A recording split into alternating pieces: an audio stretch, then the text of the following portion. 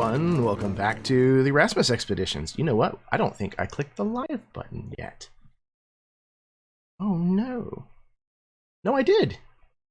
We're all good. I'm just a noob at what I'm doing. Welcome, everybody.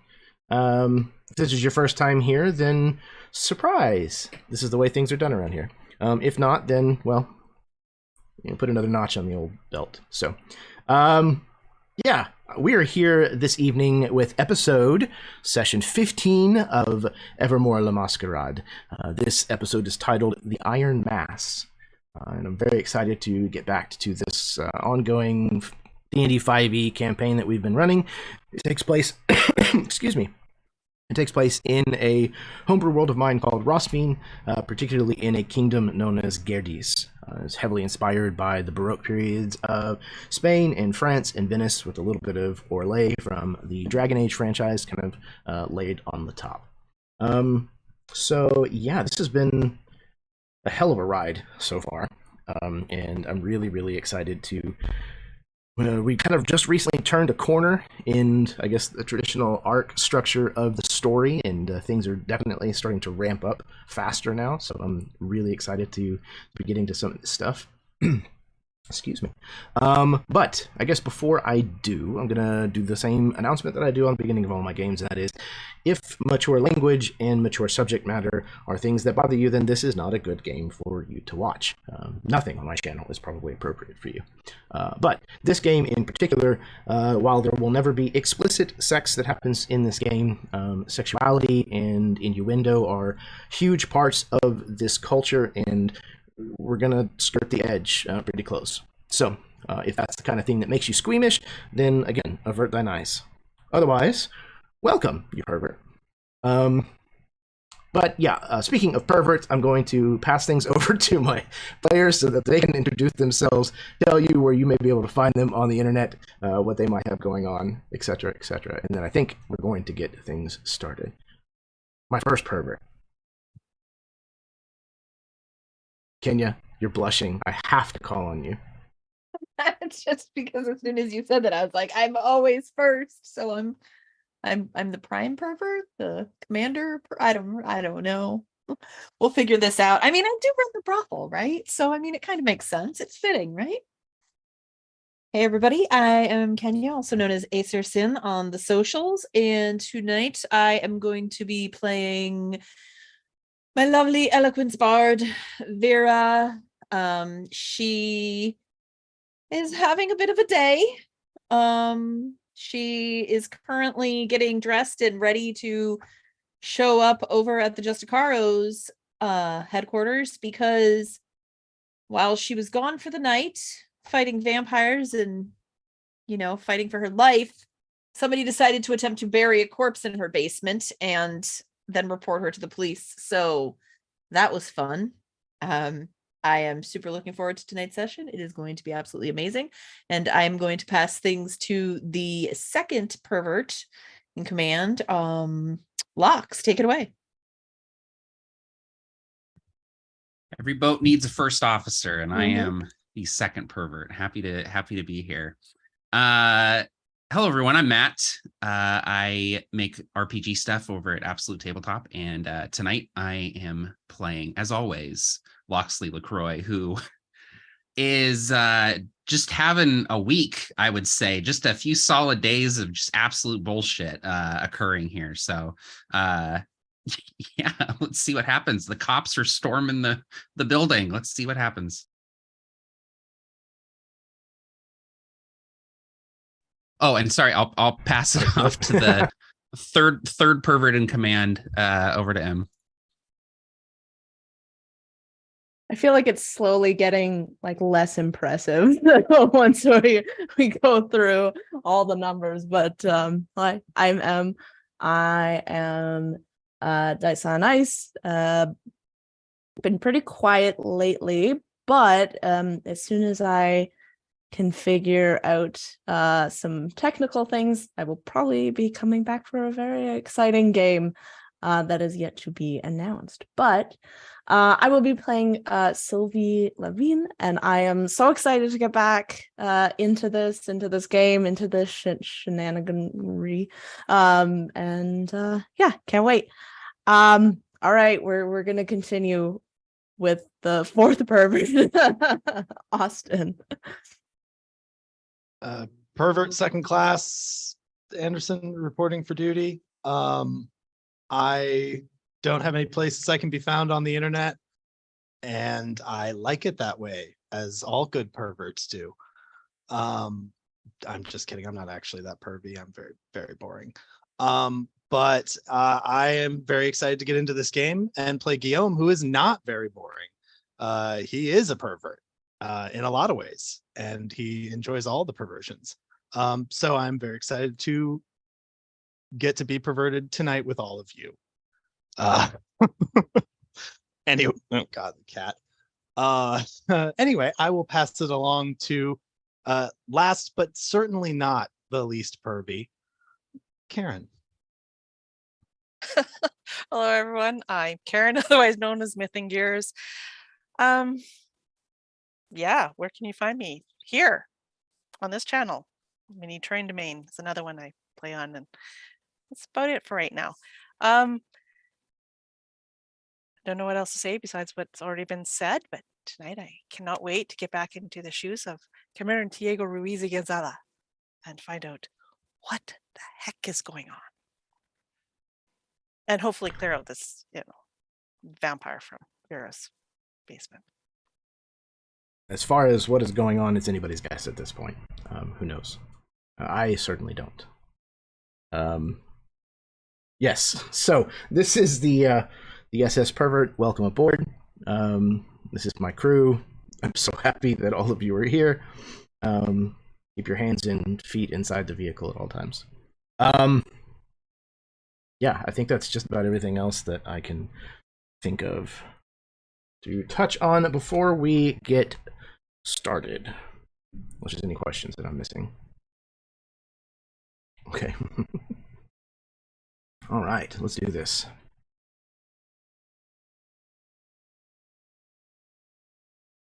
There is much that can be understood about a people by what they choose to celebrate and honor.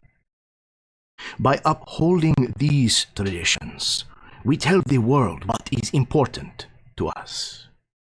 We identify the strength of our people by the conviction with which we carry the torches of the past.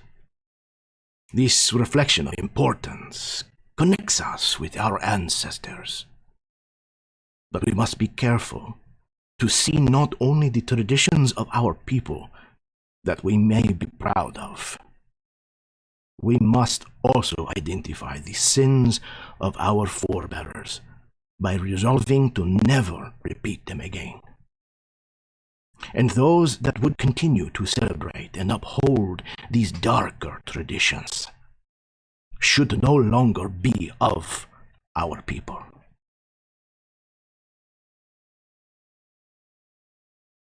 We rejoin the five of you in the cellar of the Castillo, where things have rapidly developed into a unique, strange situation. We find a partially deconstructed stone wall, the mortar still wet. A large hole has been opened in it, and there is now a charred, skeletal corpse with fangs, dressed in the clothing that you last saw the courier who was to deliver an invitation to Vera. The five of you are standing around with some ill-smelling smoke somewhat kind of gathered in the low ceiling of this cellar as you're, I don't know, hoisting mirrors back up out of the cellar. And we know that before much longer that Vera is going to have to report to the Capitan, the head of the Justicaros. So, as we find the five of you in this not pleasant smelling cellar, what is the conversation? What's the mood like? What are you doing right now? Guillaume is like, so we've killed this thing, right? It's okay. So he is like taking like rough measurements of the body and trying to figure out exactly like its size. And he keeps looking over at locks and kind of like kind of doing like mental calculations. He's gonna say, okay, obviously I can't go with Vera. I can't be anywhere near the Justicaros right now for clear reasons. So I have an idea as to how we might be able to get this thing out of here, because we clearly need to move the body. But I can't do it and lift the body. But I can disguise whoever's going out with the body. I could cast something. I think this would work if Lox was carrying the body. I could make you look like maybe a horse, like I'm leading you, and then no one would see anything. I don't know how we'd have to figure something out to get outside that is a little less like that, but traveling through the road. I think I could do it. We do have the chest from Vera's closet. We could shove the body in that and pretend we're, I don't know, leaving the establishment and going on our merry way to someplace else. Not us, actually, but some travelers. I mean, I know you're good with disguise, and I'm fairly good with disguise, and I'm sure together we can help disguise Lox. And he gives Lox a good once-over look. Probably, once quick, and then maybe a little bit slower, lingering on certain areas. Okay, so two things. First, why are we assuming that I am carrying the body? I know that I'm the largest physical person here, but I'm carrying the bodies a lot.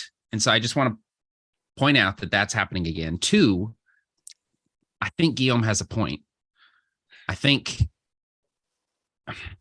we can't be seen leaving here with anything that could be construed as moving a body. That includes anything rolled up in a carpet, anything in a chest, anything that looks human shaped.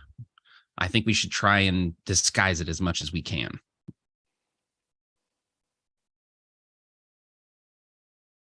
Well, since it's burnt, you could cut it up and put it into bags for flour or something and carry it out. Always with the cutting of the bodies. I just listen. I'm trying to. You're saying you don't want something body shaped. The way to make something the body shaped, not body shaped, is to make it not body shaped. I mean, she's got a point. If one of the smaller of us could, well, no, this doesn't work. And the only thing that I could do is make it not smell like a body. Also helpful. That's not I'm nothing. sure And we if have you want to start that now, I would not be upset with you. I think I could help. I'm sure we have a couple of empty mead barrels down here somewhere. Cut it up, split it into 3 barrels, and have some of the staff load it up onto the cart out back like they're going to take the barrels to be refilled. I understand that it's not really the most eloquent way to dispose of a body. Trust me, I know. But it's just, what else do you want? I have to leave, so Okay, I don't want to can't run involve this any out over a more couple days. people in this than we have to. So maybe, I know your staff is trustworthy, but let's keep them out of this as much as possible. I I'm think, completely for fine now. with that also.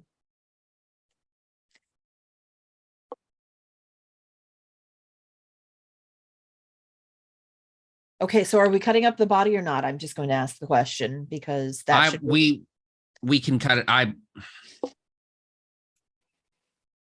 We can cut it out. It sucks for anyone to have to do it, but we are limited by time here. So Oh, I know.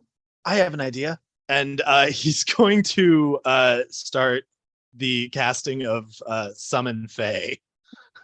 Oh my he's like, god. no. I don't want to have to do the cutting. And I don't want any of us to have to do it, but like I've got the milk and honey. This dude's gonna be totally chill. I'm gonna let him take care of it. Because then he can also like get it out of here too. Like he gets caught with it. How does that trace back to us?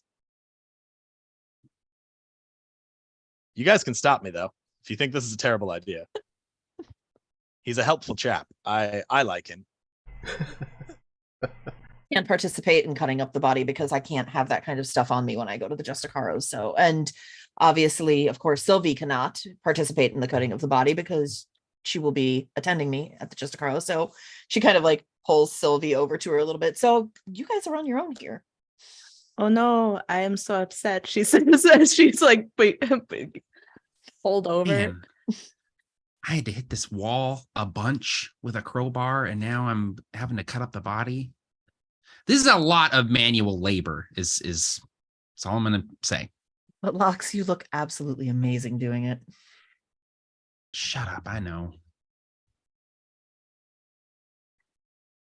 Sylvie's gonna take like 2 small buttons or thimbles or something that she has on her, and with 2 of them, actually let's go with 3 of them. She's going to make them emit an odor. I don't think it's going to be anything like super obvious, but maybe just like even the smell of like dirt or like just something very, very earthy that could blend in really well with the surroundings. And she's going to give that to Guillaume, these like little thimbles that now smell really strongly of something. You can put these in wherever the body is, and it will help to mask the scent.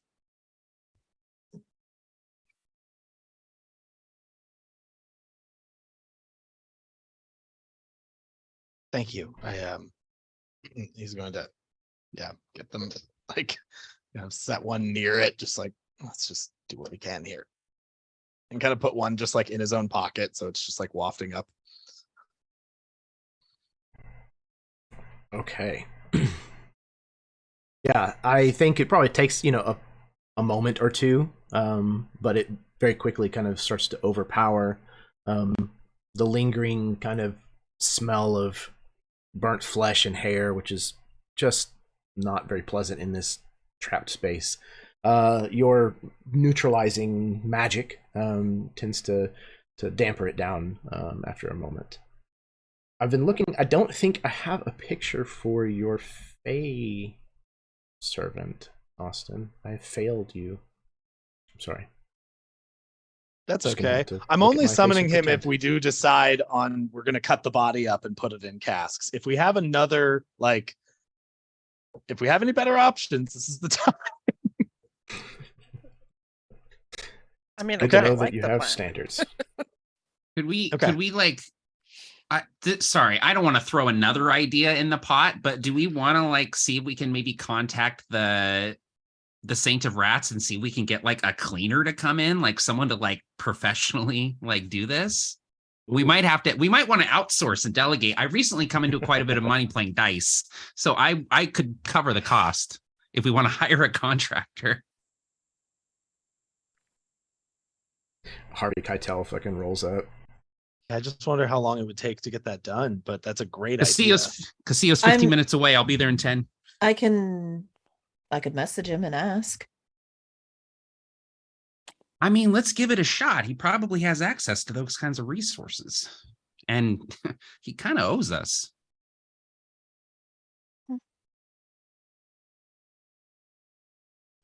Yeah, okay. I forgot to pull up my sheet. Oops, there we go. Okay. Yeah, so Vera is going to cast sending spell. And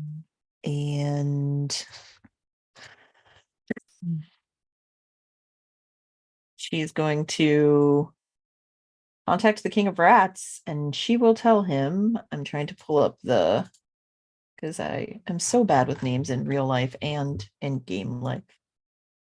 The Caldera list will not help me though. No, probably not. Yeah, so she'll send him a sending spell, and she will say, okay, 25 words. Okay. Oh God.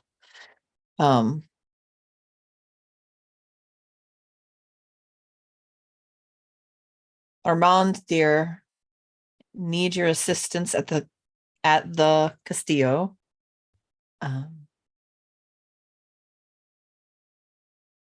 A individual has ceased to be. Could you assist with removal?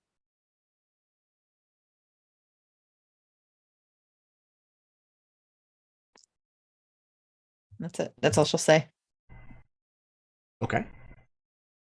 There's, a few moments of pause, and then, the reply comes back.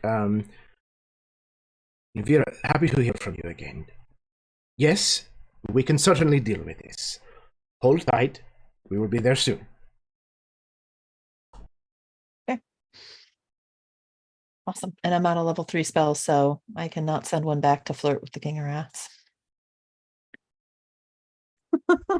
Priorities. Can you? No, it's fine. Perfect. Okay. So, is everybody just gonna hang until whoever it is shows up?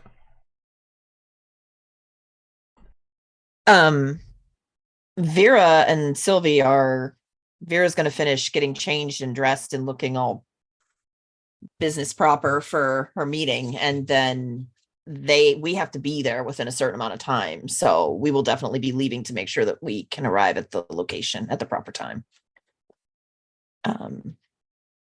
So that's what we're going to do. So we'll, however long that takes, and then we'll leave. While they're doing that, I'm actually wondering if the three of us should maybe, while we're waiting for the wolf to show up here, maybe we should do like kind of a sweep of the place and see if there's anything else amiss or if there's any weird magic-y shit going on, because they might not have just done that. Good idea. Yeah, you take a look around, and this wall was done very quickly, but the people who did it it was pretty obvious that they weren't skilled masons. Even to somebody who doesn't fully understand what, details of masonry, can tell the difference between, a well put together wall and one that was not. But this looks like it was done with, a lot of haste, and you don't find much else. You might find like a tool that was dropped or left behind, or something that was kicked behind, some crates or casks of Amontillado, or what have you. But you don't find anything like carved runes rather, or any kind of indication that there was magic used or anything of that sort, which is perhaps a little odd, given some of your past experiences with the iron masks.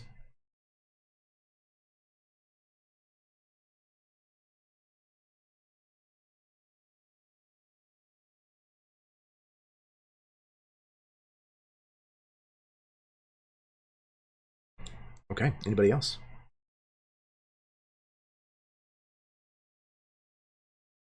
No? Okay. All right, it takes time, but after a while, somebody will arrive, at the Castillo, and, being ushered in by, maybe even Sebastian or somebody from upstairs, they can find their way to you.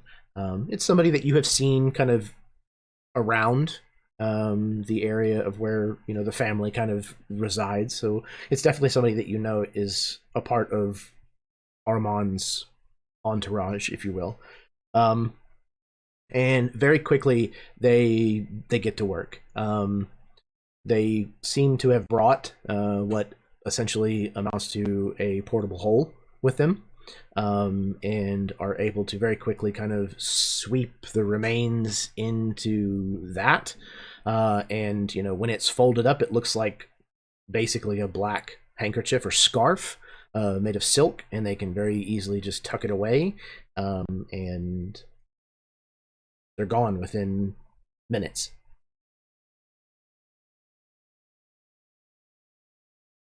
That was incredible. I've never seen one of those before. I've heard about them, but like, wow. I have seen some corpse disposals in my time, but that was something else. Yeah. It was impressive. Wait, like Jeremy, how what many is- corpse disposals? Never mind. How much what is this service going to cost me here, Jeremy? Oh, like you said, it's the Saint of Rats. You're part of the family. Just does it. Oh Mhm. man. Sure, Awesome. Vera will have to pay later. I was waiting for an opportunity to interrupt and say that as they're leaving, Vera will of course walk out next to one of them and like lean in and whisper to him, and she'll just tell him, "Do me a favor and tell Armand I'll be speaking to him later about payment." And she'll just kind of wander off. You're the Can one. you tell kind him, of and I need you to repeat nods. exactly this tone. I don't have any money. Is there another way I can pay you? Just, I need you to deliver exactly that message in exactly that Austin. That will haunt my dreams for the rest of my life. And thank you for that wonderful gift.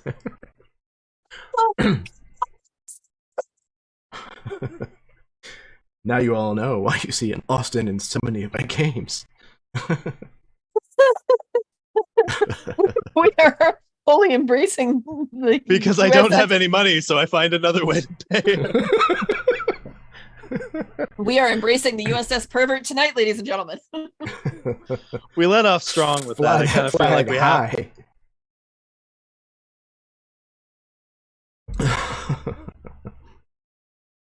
Oh man, I love y'all.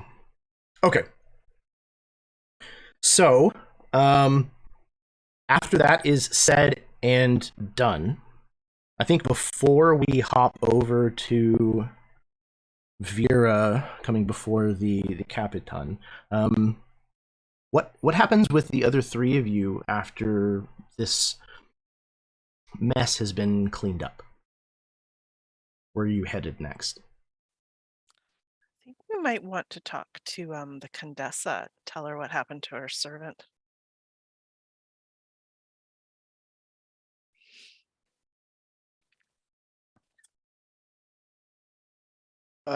Yeah, you can tell Guillaume has a hesitation to him, but he's like, yeah, let's do that. Let's do that.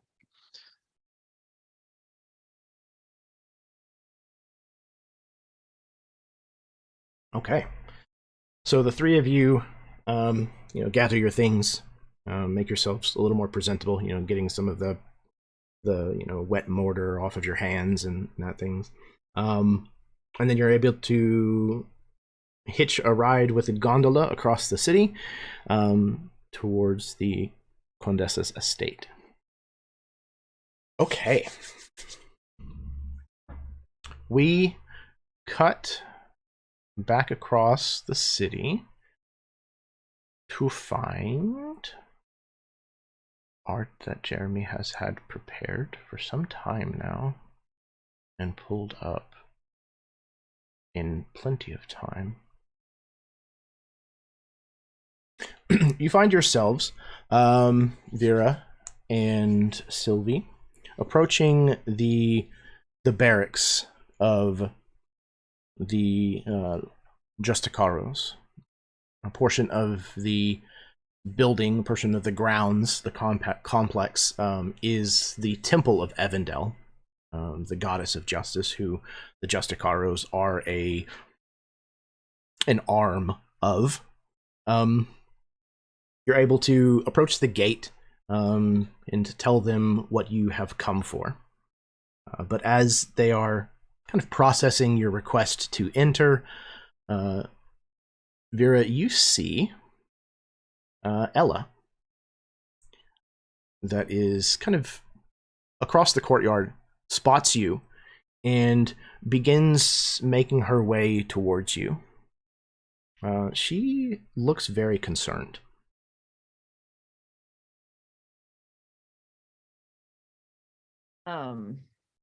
Vera will, while we're waiting, kind of stand, and as she approaches, she'll just kind of nod to her.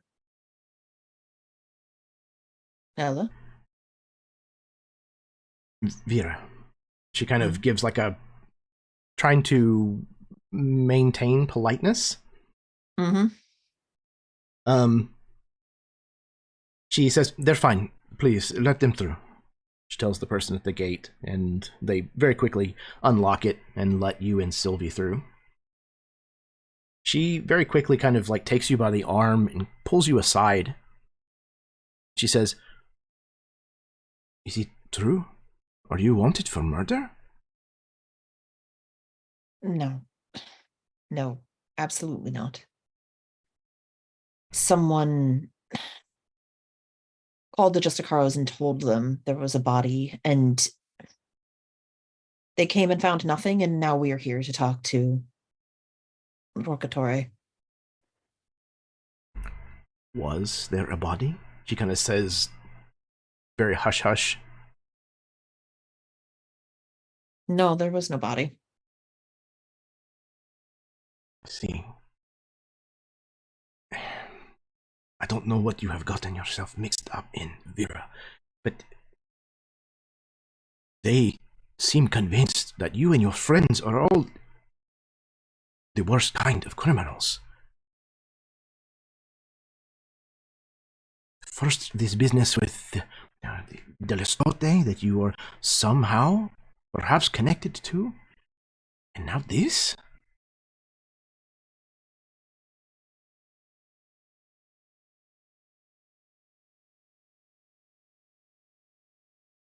All I can tell you is I'm not a murderer.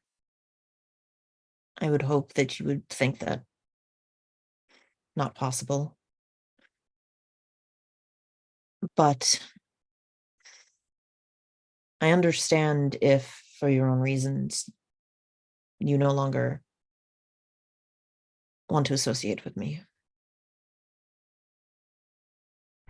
She looks like visibly wounded. Oh, I understand. No, I don't. I thought perhaps. No, Ella, no, I don't. I don't want it, but I also don't want you to jeopardize anything for yourself.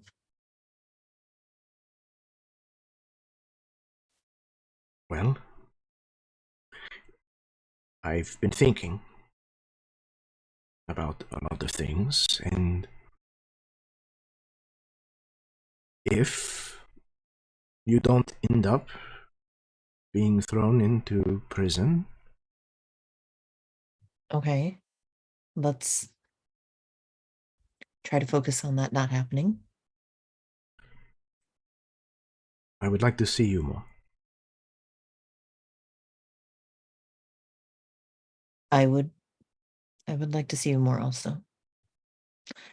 And Vera will kind of cast like a little side eye over to Sylvie, who's like watching this whole interaction, and she just kind of, before she refocuses back on Ella.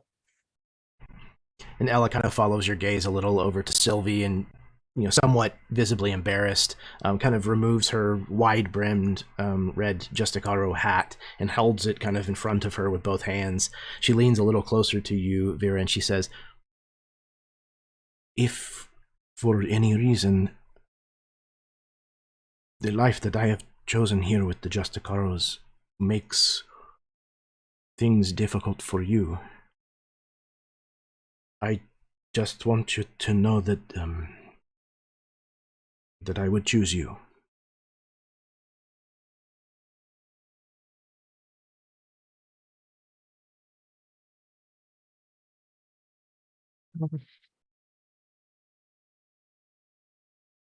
And she'll kind of reach out and touch her hand on top of her hat, and that is incredibly. I am. Forgive me. No. I've misspoken. No, no, stop. You haven't misspoken.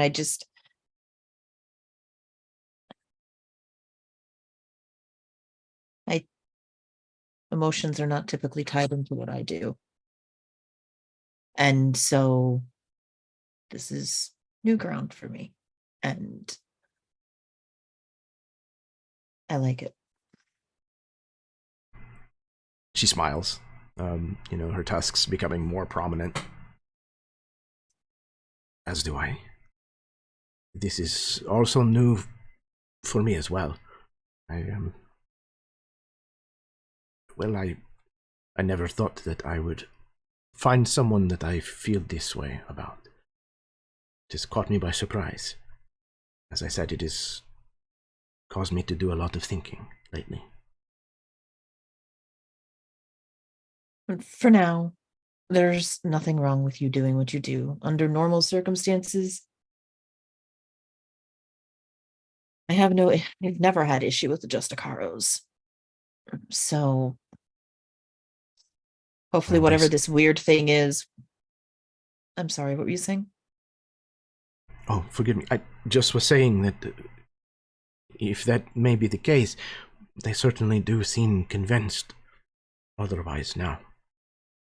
Please be very careful in front of the Capitan. He is he's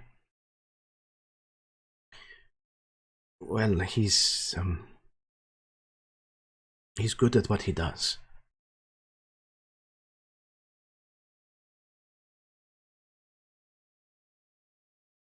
Thank you for the warning. I'll see you later, perhaps, or at least for festival. Yes, I would like that. I should be going. He gave me a time limit, and I don't want to be late. Of course. She turns to Sylvie, and she kind of gives like a nod. Good to see you again, Sylvie.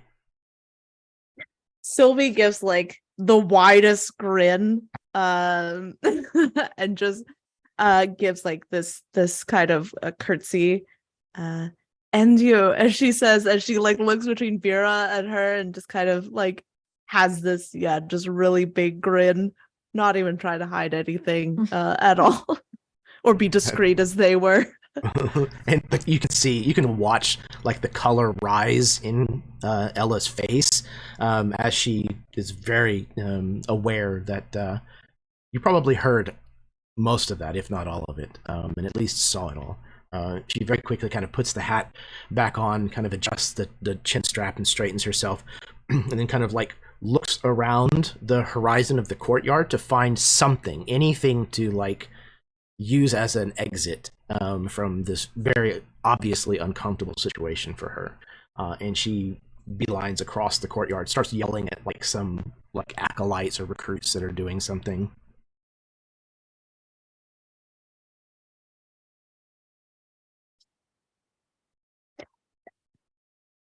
For a member who of guards who are supposed to face the perils of the abyss of danger themselves, she sure does get flustered very easily. She's very sweet. She's sweet. I don't know how else to explain her. You see Sylvie like very gently like take Vera's chin and like kind of look up like at Vera. I know that look. as a dressmaker, I've seen it many times with people who are absolutely infatuated, maybe even in love. Now, Sylvie, I mean, really, love, it's such a dirty word. Your secret is safe with me, she says. Thank you, dear. Perhaps, though, before the festival, you might be able to design outfits for both of us? She nods again very widely, and she looks over to her gaze has turned from playful to very analytical very quickly as she looks over and kind of sizes up Ella as in terms of literal sizing for a dress as she's looking over. But of course, my dear. Anyways, should we go see if I'm going to end up in prison tonight?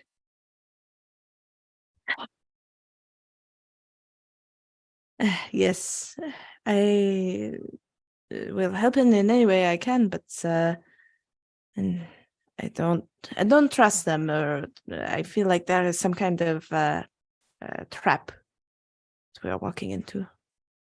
I feel it is too. I'm hoping you brought some sort of exploding garment that will get us out of here quickly, correct? She looks down, she's like, I left it on my other coat rack. I am so sorry. It's fine. Next time, though, perhaps. Next time, of course. And I guess we'll start kind of heading back towards the main building. Yeah, you kind of head towards a small multi-story building that is attached to part of the exterior wall of the complex. It kind of butts up against the church, the cathedral proper. There are two Justicaros who are standing guard outside. Once you tell them what you're there for, they will let you pass. One of them kind of peels away and kind of escorts you through the rest of this building up into a room that is basically just kind of an audience chamber, just kind of a long table with a big chair behind it, and not a lot else in this room. And seated behind the desk, the room is kind of flanked with a few more Justicaros who are armed. But seated in the high-backed chair is Capitan Rocatore. He's a rather lithe man. He's kind of light-haired, which is a little more unusual for Gerdessi, but he sports an eye patch over one of his eyes, much like Locke's, and dresses in a very similar style. Looks like he may fight, or at least outfit himself in a similar fashion to Locke's. But this man carries himself with bravado that rivals Guillaume. And he is finishing signing a stack of papers with a quill. As you enter, he kind of replaces the quill into the ink pot, and he says, "Who are you?"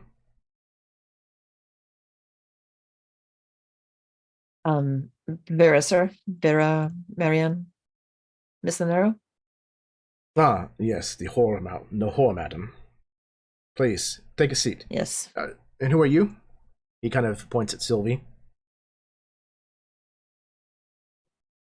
Sylvie Leven? The name does not mean anything to me. Why are you here? I am attending her. She nods to Vera. Ah, I see. Is she mentally unwell?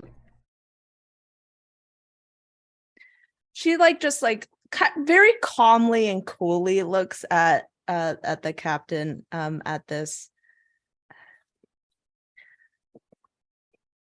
We were told, she was told to come. We are here. What are your questions?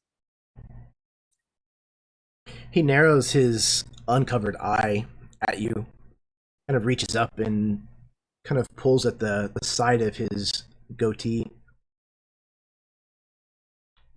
Very well. You are comfortable with her hearing the charges leveled against you?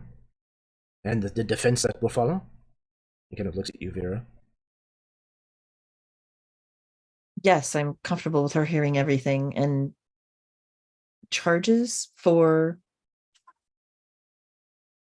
what? Murder. The attempt to dispose of a body. How do you face these accusations? I'm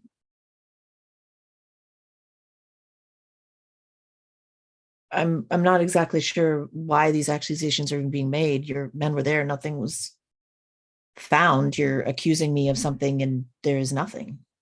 I believe they were turned away before they could find any evidence.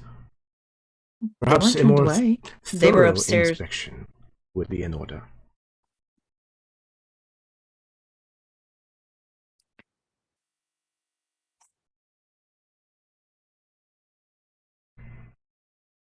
Funny, I was told that it was difficult to make you speechless. I'm not speechless. I've just nothing more to say. Nothing was there, nothing was found, and you're leveling charges against me that have no bearing. We shall see, I suppose.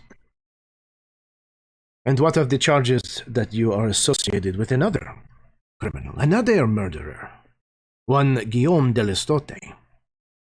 Oh, I can't Is stand it him. true? Ah, yes. You do not care for one another. No, we never have. Hmm. He is a pompous little snot who treats people like garbage. I see. But you see, friendship is not needed for business arrangements. I wouldn't arrange business with him. I have been told that he has been seen in your establishment more than once. Is this true? In the past, perhaps. I'm not there all the time. But since he has been accused of murder, of course, you have made certain to cut off all contact with him. I have not seen him in my establishment since. Whenever You this have happened, no- when I first heard about it. And you have no indication as to his whereabouts, I am sure. I do not know where he is, no. What about you? He turns to Sylvie. Do you also know but cannot stand this Delestote? I tend to not speak ill of former customers, so I have no opinion on him. I have made him garments in the past, and that is it.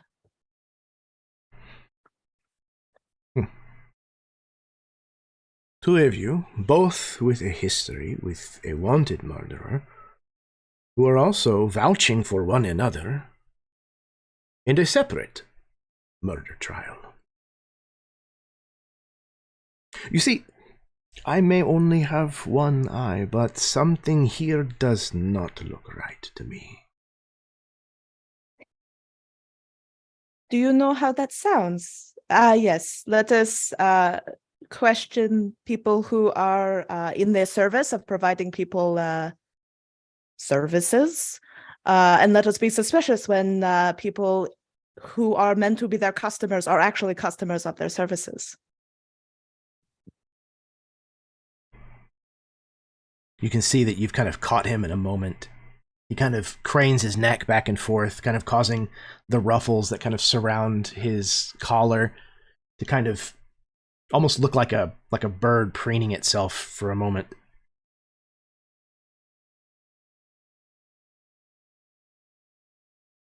This situation. What is next? You are going to accuse the baker down the street of selling Guillaume a cookie? I just may. Are there others who are involved in what is happening? 2 murders now? Just before Mardival? Somehow I can sense that there is this connection, and it is bothering me. I may not be able to prove your guilt yet, but I will find the evidence I need, and I will find Delestote. So the next time that you do not see this, he kind of checks his notes, Guillaume, tell him that I will find him as well.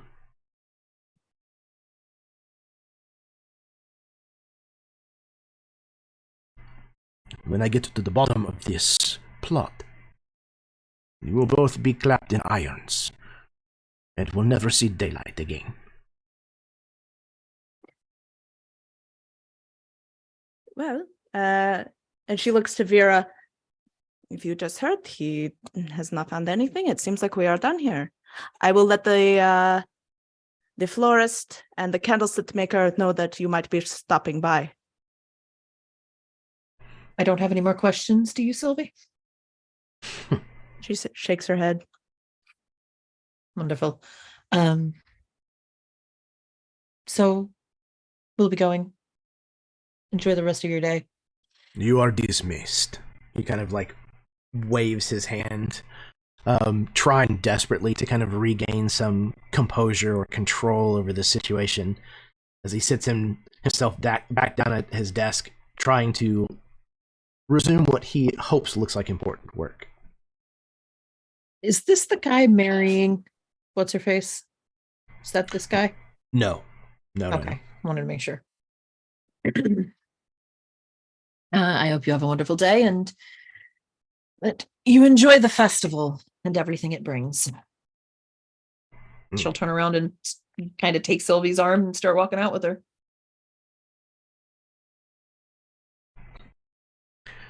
You are allowed to walk right back out the way you came in.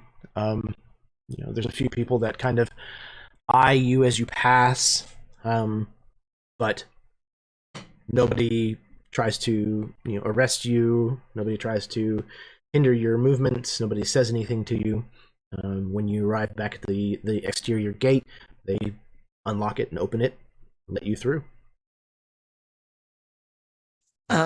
If Vera sees Ella anywhere, she's not going to, if Ella starts to try to walk over to her again or something, she's just going to kind of signal to her to to just stay away for now and just walk out.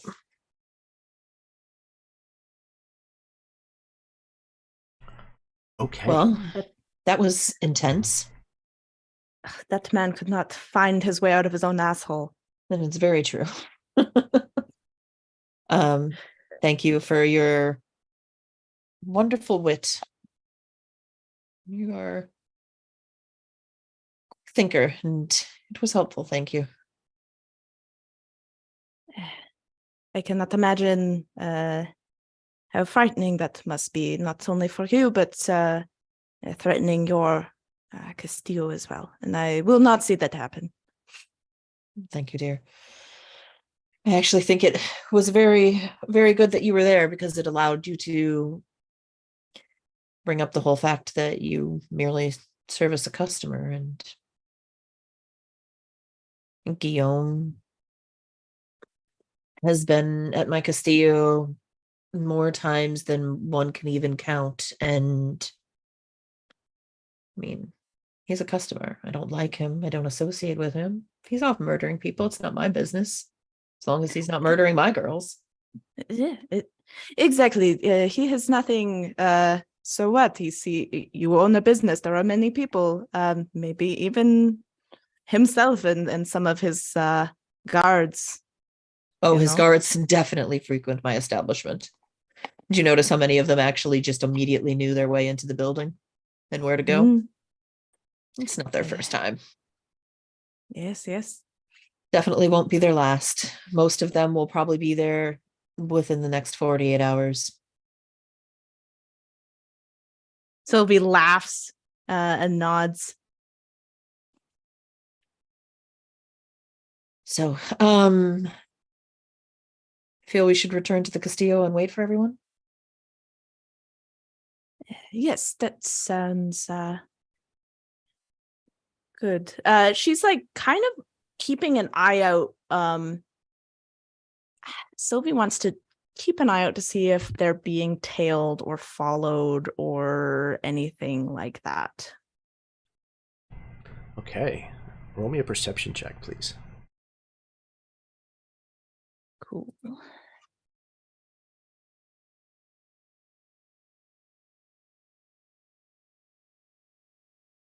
That's a dirty 20. Okay. You make your way across a good portion of the city just on foot, the footbridges and things that exist here in the city. And as you're looking back, you don't find anybody that seems to be following you. But when you get into a gondola to traverse that portion of like your journey back to the Castillo, not long after, you notice two individuals who kind of push their way to the docks through the crowds of Mardival gatherers and things like that is kind of congregated here in the city to very quickly hail a gondola. And it just so happens that they're kind of headed in the same avenues that you are. They're trying to look very drunk, like revelers, but they have that, like, when you could spot an undercover cop when they're kind of like, out and about and they're trying to blend in, but they're trying a little too hard. That's kind of the vibe that you're getting off of these two. Mm-hmm. Okay. Yeah. Sylvie like leans in to Vera, almost like her lips are so close to your ear as she like whispers, I think we have company that is looking to join us, as she, or at least follow us, as she like kind of quickly darts her eyes back towards that gondola. When Sylvie leans into her, Vera's going to kind of start laughing and smiling, and she'll take her hand and kind of run it up along Sylvie's chin and stuff and like pull her hair back, and so she can kind of very intimate thing that she's doing, and she'll listen to say, it's good to know.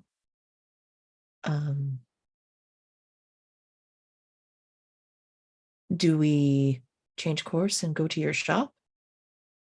Or this whole time she's kind of overacting this whole like lovers type, like, she's being very like, so that it's not obvious that they're plotting.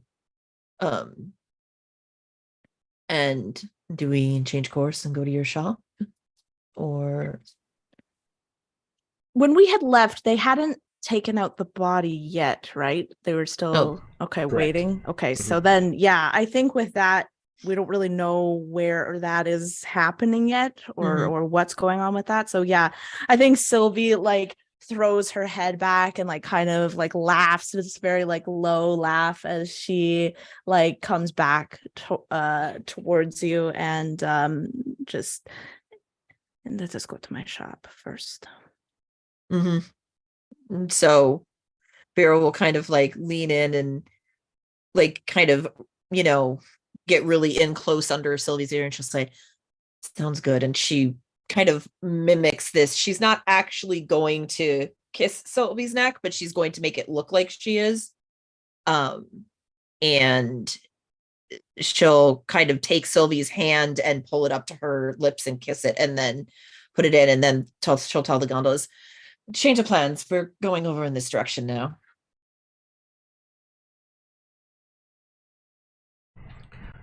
Okay. The gondolier very quickly, makes the adjustments and the corrections that you ask for, begins steering you kind of in the other direction.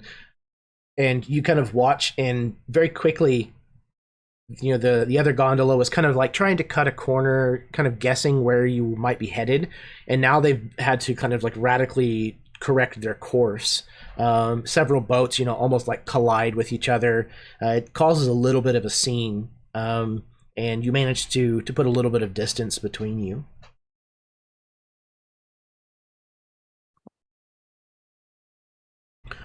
Okay, we cut back across Alidalgo to find the other three of you climbing a grand set of stairs towards the very extravagant via of the Condessa, where you were not all that many nights ago.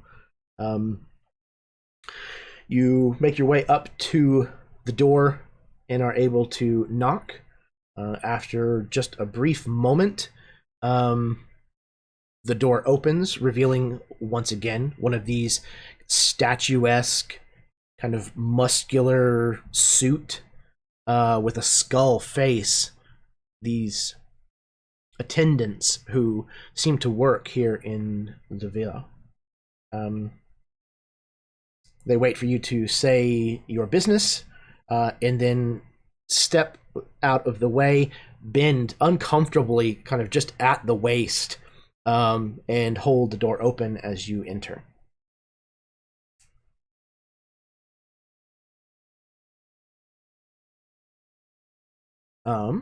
Let's see. Where would they lead you to? They lead you to the library. Again, this grand room that is lined on one side with large windows, many tables and chairs that are that run the length of this room, with rather tall tower-like bookshelves at the far side that flank a large fireplace.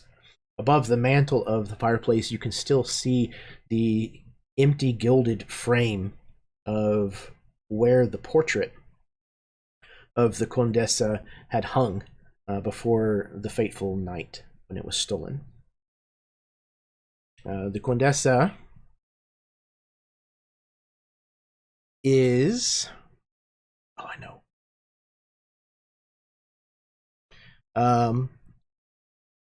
You can see that she's dressed differently than the last time you saw her. Perhaps, despite it all, she seems more festive. She seems to be dressed more in a traditional kind of Mardival accoutrement. She has a tall powdered wig atop her skull, and she smiles as you enter. She says, "Well, I did not expect to see you so soon again. Please, come in, make yourselves comfortable."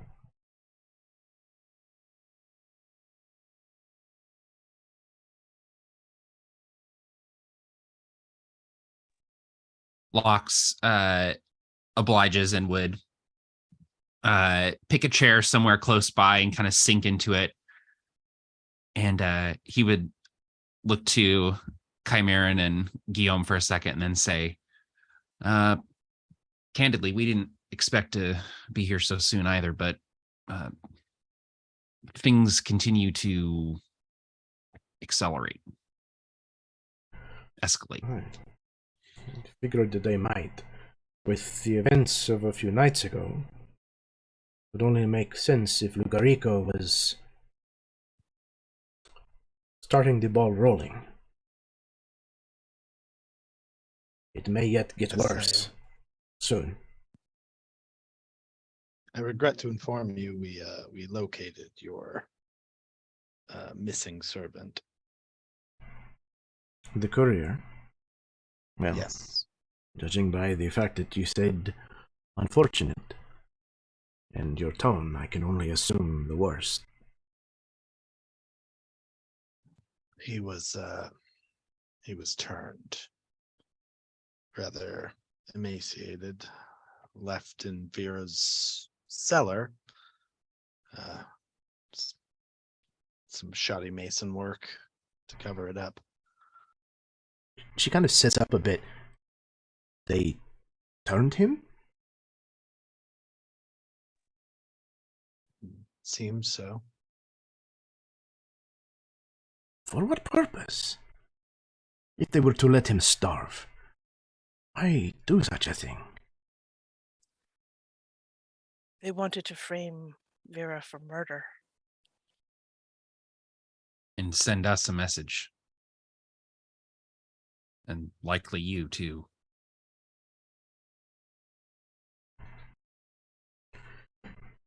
This is a special level of cruelty. Vampires are vicious, for certain. But this toying, this torturing, this is Lugarico's doing. He has always had a dark soul. I just wish that I had seen it before.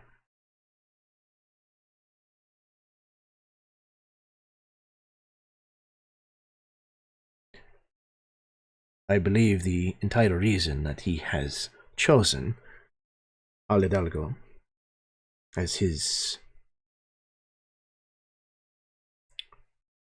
whatever you want to call this place to him, is because I made Al-Hidalgo my home. He chose this city specifically because he knew I was here. That is the kind of... I cannot even call him a man. That is the kind of demon that he is.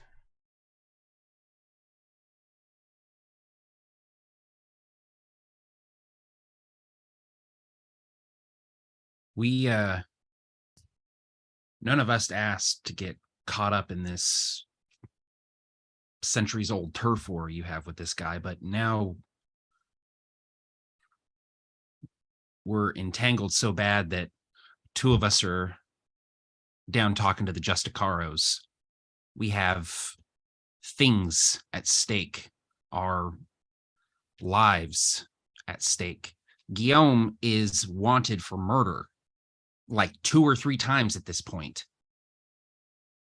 If they're And none of them are the ones I've committed. Exactly. If they're accelerating, if they're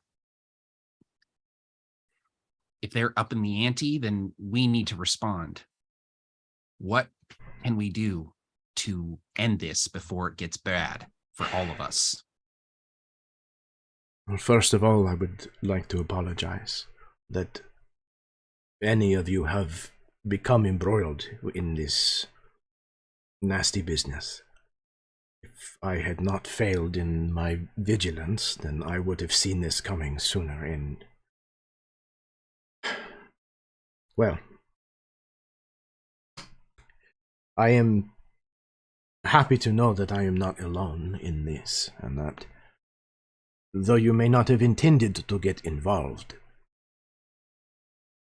I am happy to have you on my side. You seem like skilled people whose hearts are in the right place. As for what we can do, after having met only a few of them the other night, and seeing what they are already capable of, I do admit that I am somewhat fearful. Adding to that Lugarico now possesses my phylactery, it makes things tricky. Do you have any new news or information? Have you heard anything more about this wedding that is to take place?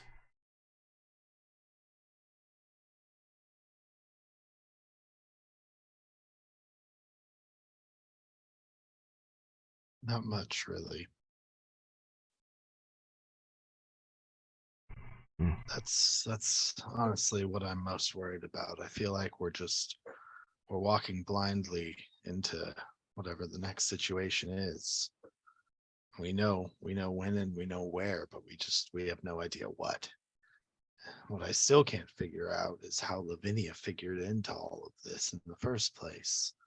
I mean, I assume she's the reason that I ended up in the crosshairs of this monster, but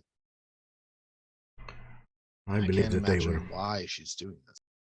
I believe that they were simply looking for someone to blame, a person to take the attention of their crimes, a scapegoat, if you will. And as far as the city is concerned, at least, and its gossip, who better than the son of a Viscount, of a Visconde? Someone who is known to be, forgive me, but willing to be forgetful after a night of partying. Indulgent, perhaps. There are people who like to talk about those who enjoy life, Guillaume. And it is very clear to other people that you enjoy your life. Who better to see fall from grace than such a person? Yes. Probably doesn't help that I slept with Lavinia's brother, but it's that too. It all kind of ties in. It's enjoying life, as you said. Precisely. You seemed at odds whenever you found out that the invitation that I received to the wedding was between Lavinia Strozzi and the new Visconde Agniasa. You seemed to be under the impression that she was to be marrying someone else.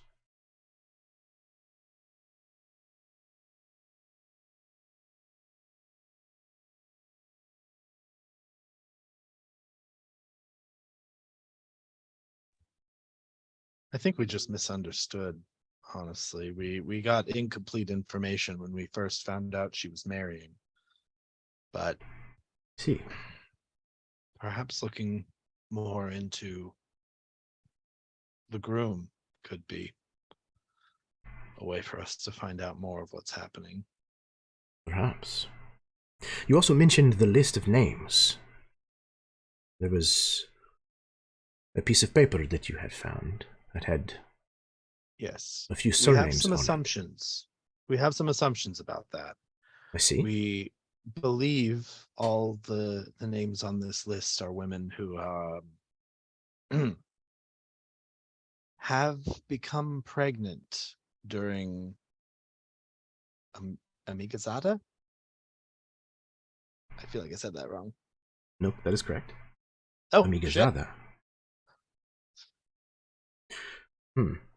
She stands up and she moves herself like kind of across the floor. These like multi-layered skirts, kind of moving oddly, on what is just a skeletal body. You can kind of hear the, the hoops beneath the skirt kind of clattering against the bones of what you can assume to be her pelvis as she makes her way towards the bookcase and kind of runs a bony finger across the dusty spines of the leather tomes there before she grabs one and pulls it out and flips it open. Ah, yes, here. Amigazada, those who have become pregnant during Amigazada. There's been reports of the last decade or so of over a dozen pregnant women having gone missing during Mardival. Every single one of them had gotten pregnant during Amigazada. Not a single one of their bodies has been found, as far as my intelligence is telling me. So clearly, he must be the one taking them. But why? What could he want with these cursed children?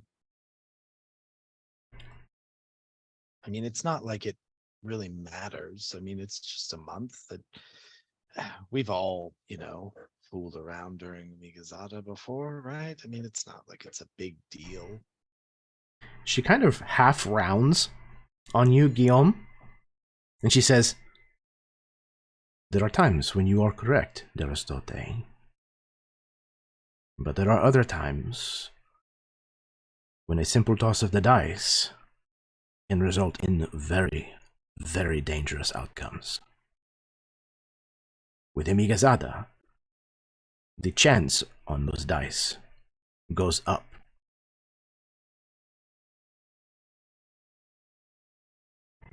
There are children who are born, who are conceived in Emigazada, when the veil between the world of the living and the dead is the thinnest,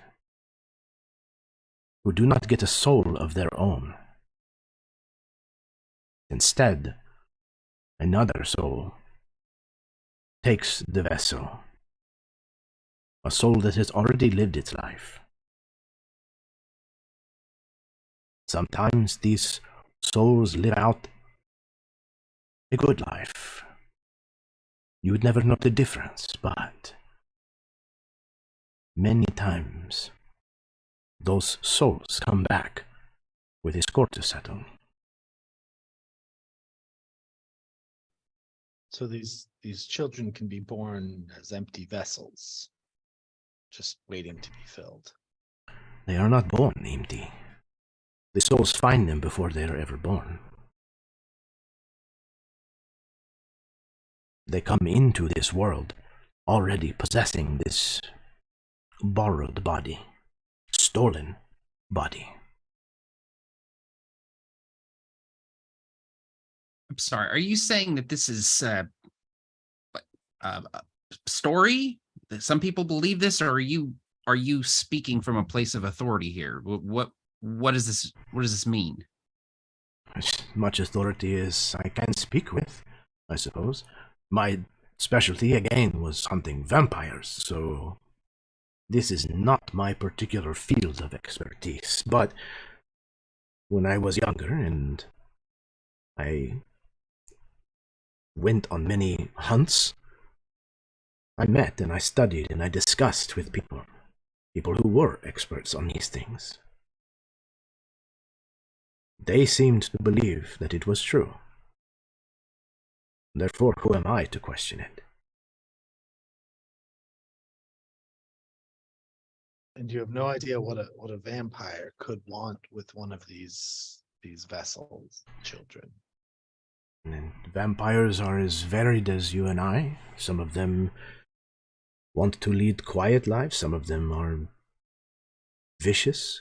The bloodthirst makes them that way. But, as I said before, Lugarico is a special kind of malicious. Is there anyone really close to him? Maybe that, I'm just going out on a limb here, that you killed. Well, He seems to harbor a very particular grudge if he's targeting an entire city just because you moved in.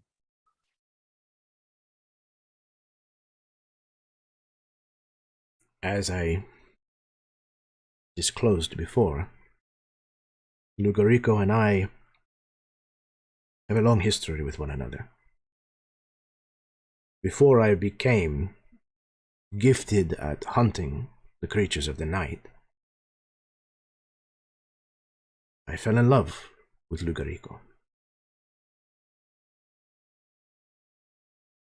We were to be married.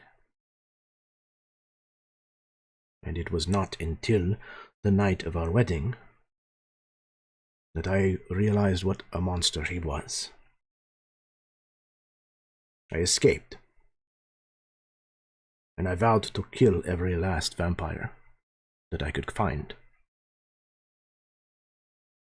he disappeared, and I could not find him again. But I killed many of his kindred, including at least one of his brides.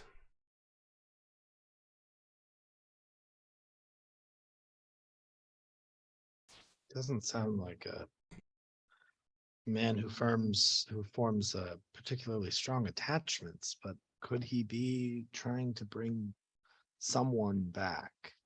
Some departed soul. I suppose I should ask a more theoretical question first. Is a vampire soul comparable to that of a person? That's what I was. So, just a quick question: do vampires have souls, or could he be trying to get his back? That is certainly possible. There's some theories that vampires lose their souls whenever they are turned. Hey, wait, Some are there any believe they are theories like that about? fractioned. Are there any theories like that about were-rats? To my knowledge, no. Okay. Lycanthropes are... Yom, in order to lose a soul, you gotta have one first. Don't worry, buddy. I'm not a ginger. Wow. Wait, what are you trying to say by that? Nothing at all. Nothing at all, Chimeran. Anyway, okay, so vampires may lose their souls, is what I'm hearing that's important out of this. It is certainly a theory. What would he have to gain in trying to acquire his own soul through these means?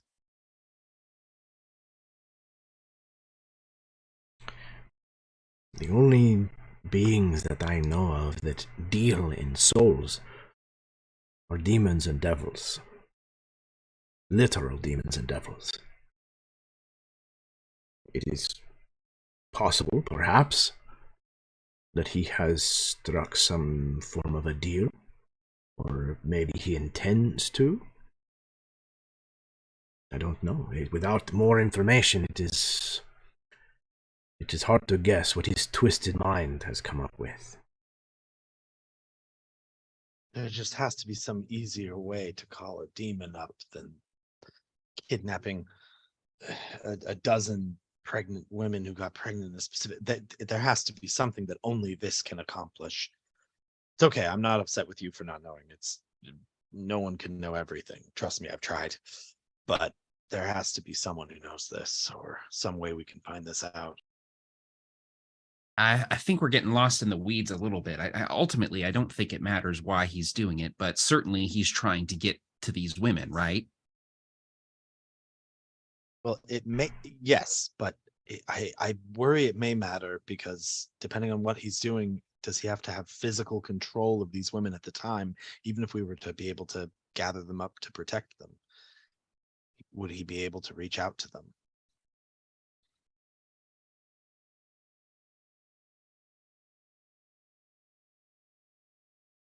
Lox would kind of like look over at Chimeran and say, "What's your take?"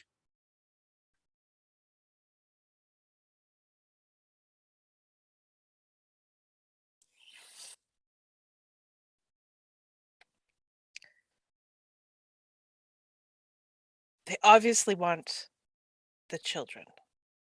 And it seems this has been going on for longer than anybody has even known. What he does with the ones that he doesn't want afterwards, or fail him in some way. Obviously, they all have, or he'd not be continuing to do this.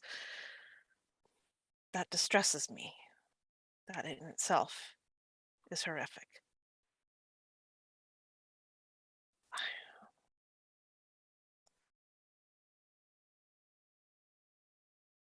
These poor women, they've already gone through so much, are going through so much, and then to have this happen on top of that.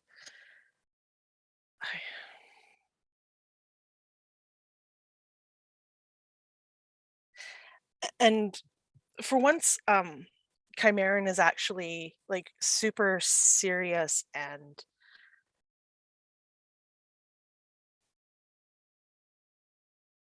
there's a look in his eyes of like this um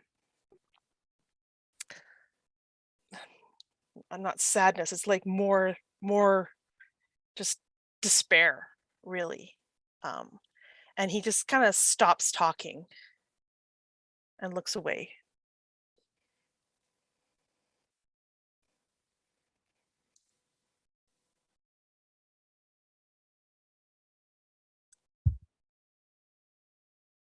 I'm worried about Vera and Sylvie. I feel like maybe we should have gone with them.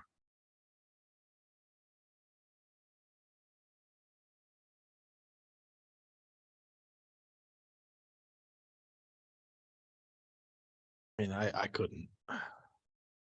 I guess I couldn't either, so never mind.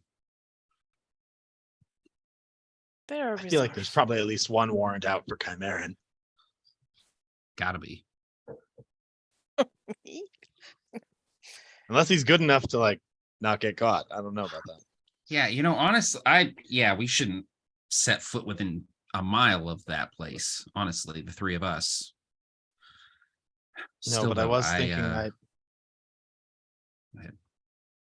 Don't go for it. I don't like the idea of them having to meet with Roccatori. How long are you going to make us wait to tell us some of the history with him? Because every time you say his name, it's with so much venom. I don't say So it much I don't say it any different than I say anyone's name. Well, say my Okay. own. I'm Aaron. All right. Well, I mean, you've proven your point in the moment, but I still don't believe you. But we'll put a pin in that. That's deep in the weeds, my friend. I feel like it might not be. It might be relevant, but maybe it isn't. I was also thinking I should probably really don't want to, but I should probably warn my father that there might be some danger coming his way just because everything seems to have spiraled so much. I'm a little worried that if I go, it'll actually increase the danger. So, but If you wish to write him a missive, I can deliver it discreetly for you. oh boy, I really don't know how to write the "Dad, I'm aware, rat, and the vampires might be coming for you" letter. It feels like more of a face-to-face conversation. Does he even really need to know all that? Guillaume, like, really? I mean, the vampires might be coming for you part seems pretty relevant to him. I don't know. And I also kind of want to warn him about Roccatori. No, he'll have to lie more when Roccatori shows up. It'd be easier for him to say I haven't seen him. Okay, I'll write something short.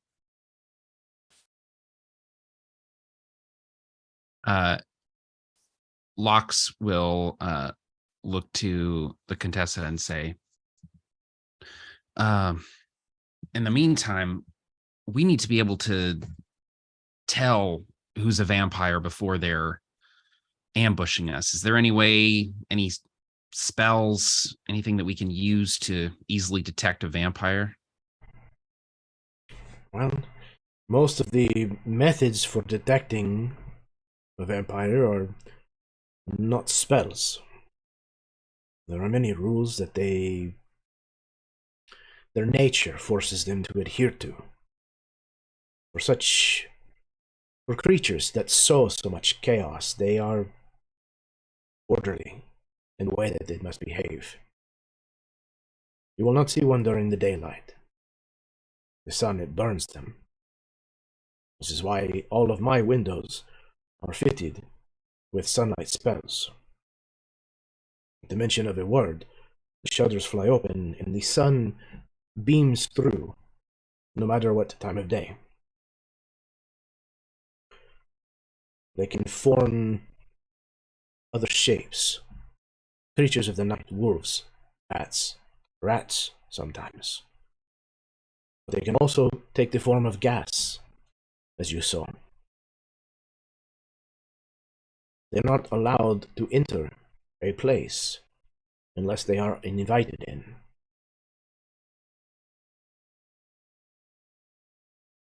The best way to kill one is to trace it back to where it sleeps during the day. Cut off its head and drive a stake through its heart. If you keep the head separated from the body, it will not be able to regenerate itself, and it will eventually die of starvation.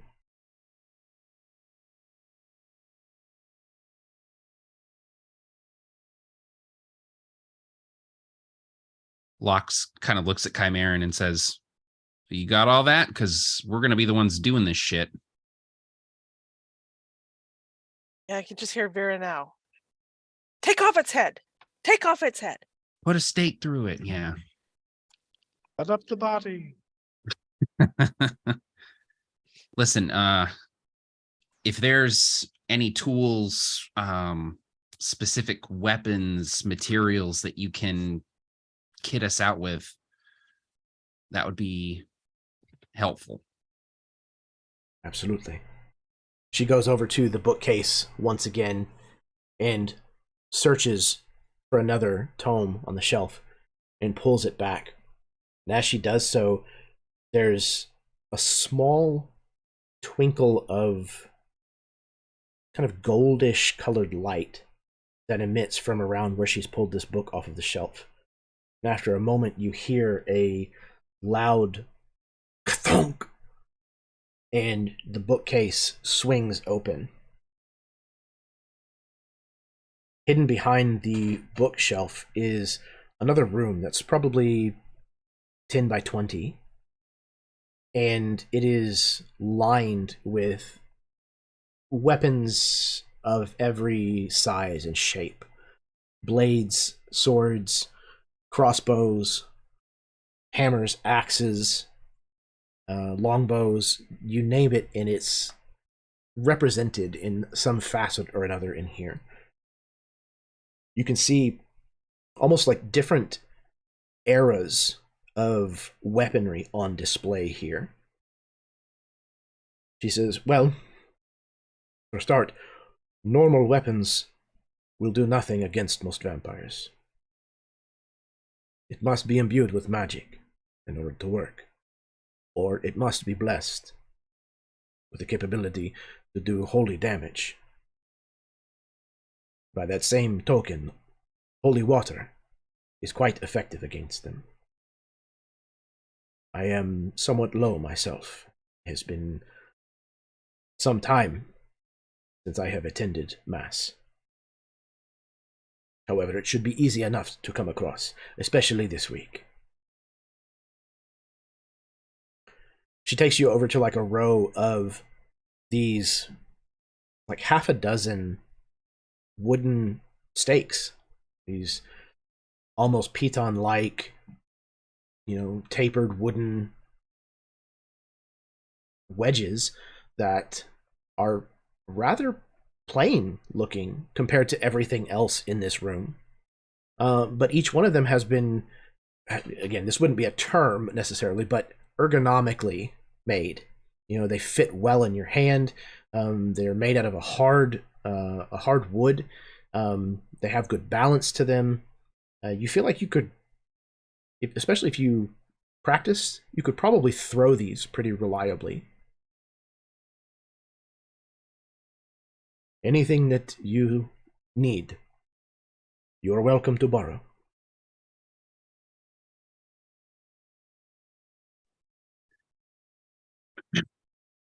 Yeah, let's split these stakes up among the two of us, Chimeran, and we both have silvered weapons. Is that effective against vampires, or?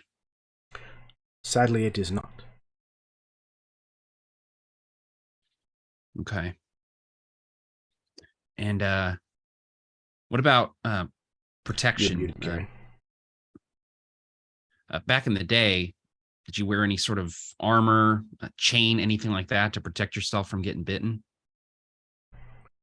The most coverage that you can manage, the best, regardless of what it is made of. Especially the neck. Right. I'll have a chat with Sylvie when she gets back.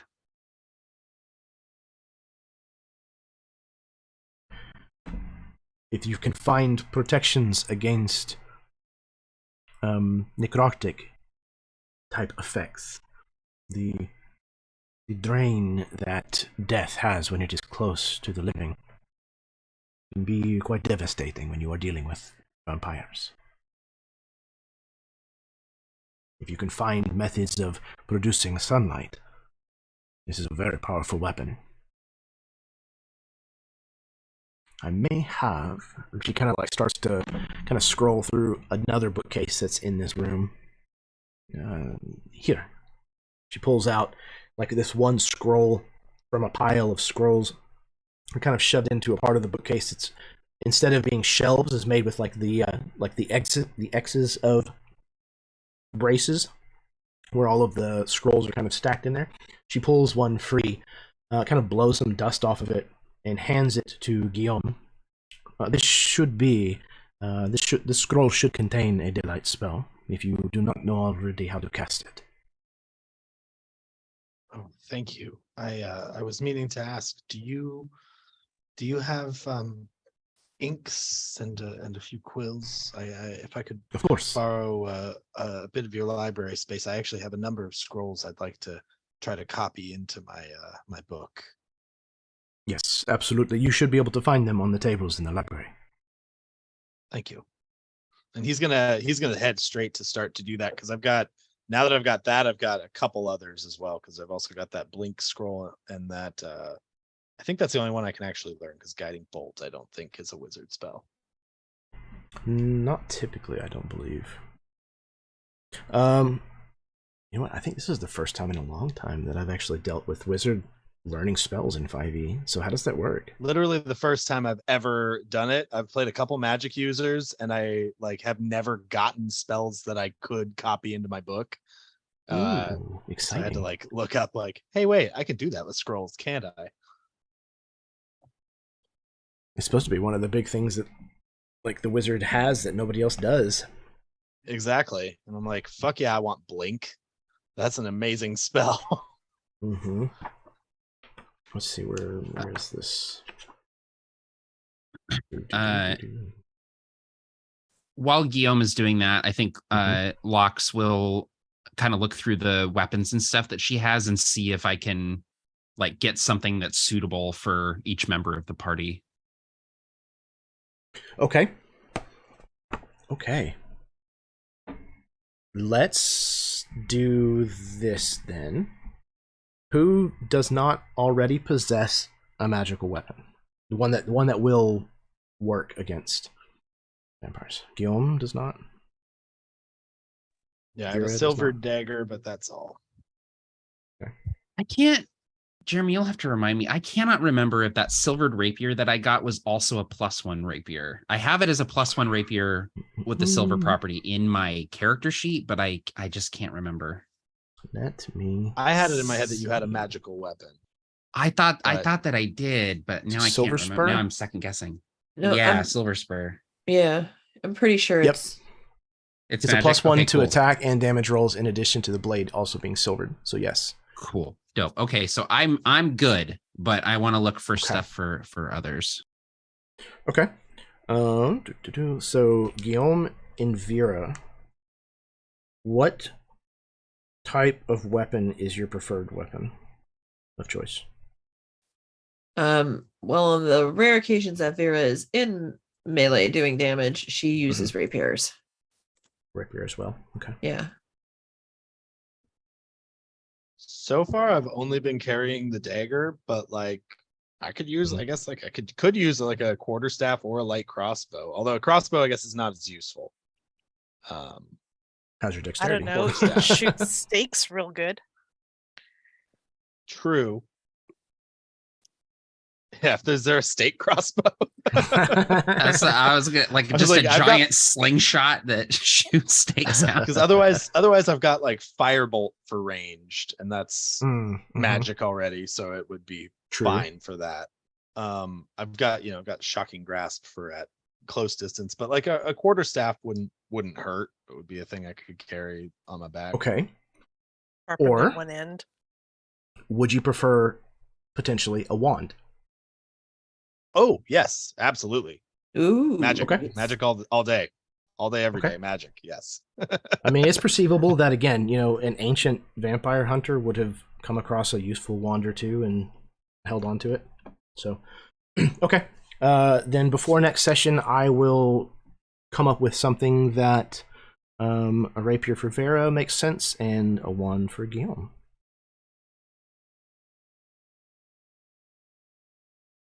Is there anything else that you want to peruse for while Does you're here? Sylvie need anything? Or Sylvie mostly uses magic, and she has her like ranged lightning launcher. So Is there anything that you could use otherwise, like ring, amulet, that you might be interested in? Ooh, ring of spell storing is always good to have. Those are precious. Or a girdle? Or yeah, I mean, Sylvie like will that? definitely take something magical. M just doesn't know what would be the Well, best. you tell me what slot on your character sheet you would like for it to fill, and I'll come up with something before next time that feels, powerful enough and fitting enough. Okay.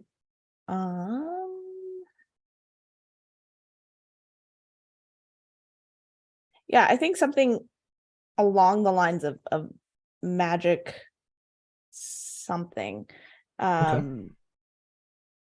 It's preferably something to help fight vampires, because Sylvie doesn't Okay. have very many things that work or That super fits effective. thematically. Okay. Yeah. And again, we don't have to decide right now. Like, if you want to think about it and figure out kind of what shape you want that to take, we can come up with something. Okay. I would take a ring, like something in a ring slot, if she has something that might offer some Okay. protection or offensive capability or something cool. Just your call, Jeremy. I would take whatever you Okay. throw at me. Fox is looking for a ring. Okay. I'm gonna put a ring on it. Anybody else?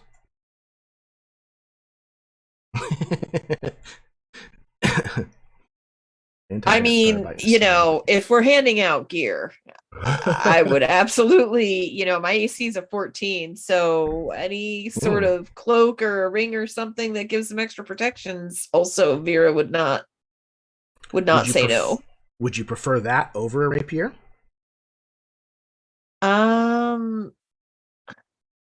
Problem is Vera doesn't really have any.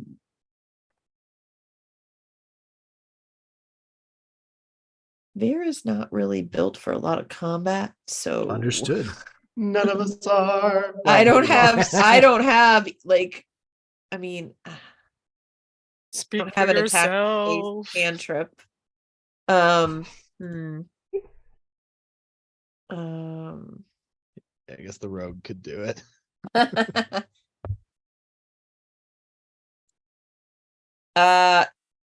Maybe, yeah, probably. Let me think about it. I'll let you know. Sure. Okay. Okay. Chimerian, did you want anything? I have that beautiful glass rapier. Oh yes, from the Yeah. Yep. Yeah. Okay.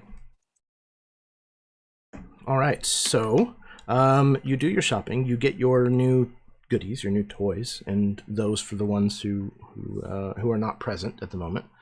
You pick them out something nice. And once you're done, the Condessa retreats from the hidden room, closes the bookcase, and she says, "The wedding between Lavinia Strozzi and the Visconde seems an interesting choice. Why draw so much attention whenever they are doing all of these things that they are trying so hard to keep hidden? Why this duality, I wonder? I am inclined to not attend the wedding, though I did receive an invitation. You can understand my hesitation to see Lugarico. But I wonder if perhaps it is not wise that at least a few of you might attend.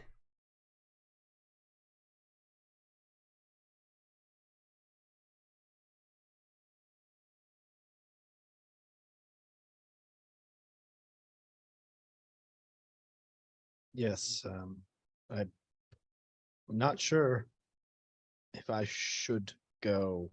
I also don't know if I've received an invitation. I haven't been home to find out. But I think it might be a terrible idea for me to be there. I'm not entirely sure. It also feels like the whole thing might be some sort of elaborate setup or trap. I don't know what it sounds like this guy is enough of a monster that if this is something he's orchestrated, everyone at the wedding could be in danger. Then the more reason that at least one of us be there to find out what's going on.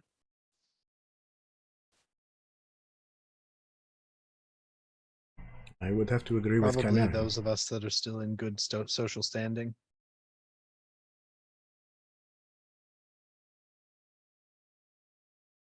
I mean, I don't think she has a beef with me at this point. She barely knows I me. kind of just met everyone except me. Yeah.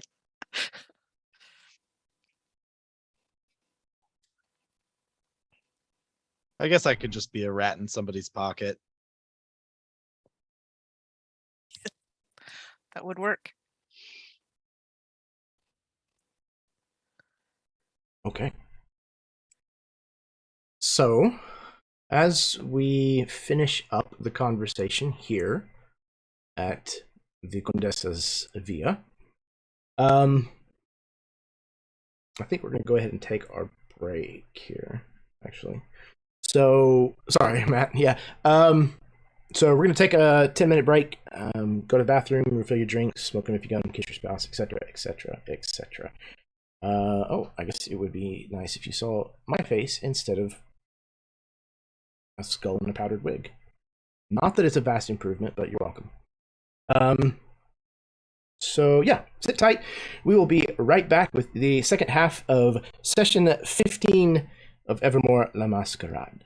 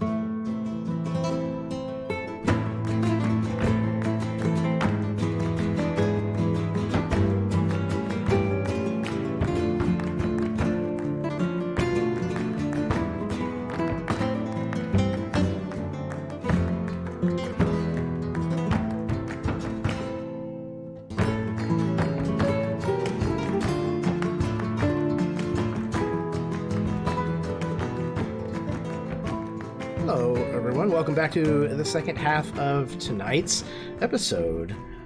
Session number 15. Austin's making eyes at me. Session number 15 of Evermore le Masquerade. This evening's session is titled The Iron Mass. So far, we have had Vera, with the accompaniment of Sylvie, go before Capitan Rocatore of the Justicaros. It was a little bit of a tense meeting, but it seems to have gone better than anticipated. And for the moment, at least, it seems, Vera is allowed to continue roaming the streets of Alhidalgo as a free citizen. Although it did appear that they were being followed by some discreet, but not discreet enough, members of the Justicaros. We also met with the Condessa, the good lich ex-vampire hunter, who met with Lox and Guillaume and Chimeran, and exchanged a little bit of information, made a little bit of plans, and got to do a small shopping spree. So, we know that Mardival is merely, a day away. It's, the next day will be the wedding between Lavinia Strozzi and Visconde Marici Agniasa. With the scant amount of time that you have left before the wedding, what are you doing? What are you planning whenever we find the five of you together again?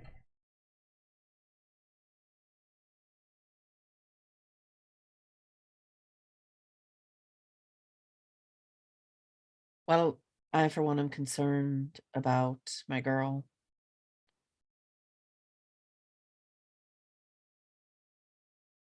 I don't know how we would be able to protect all of them, but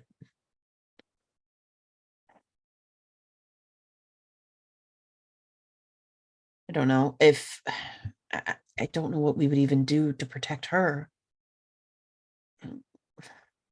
Wall her up in the basement? I mean, come on, what are we going to do?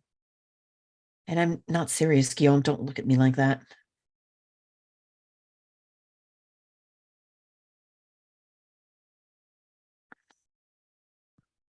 So how do we protect one, if not a dozen women from... I think the Contessa's Manor is probably the safest place in the city. And I know that sounds ridiculous because we were attacked there, but if we are attacked, we stand the best chance of survival there, where we have the tools and protections. So maybe we bring her there. I can't shut down the Castillo during the festival. That will be so suspicious, and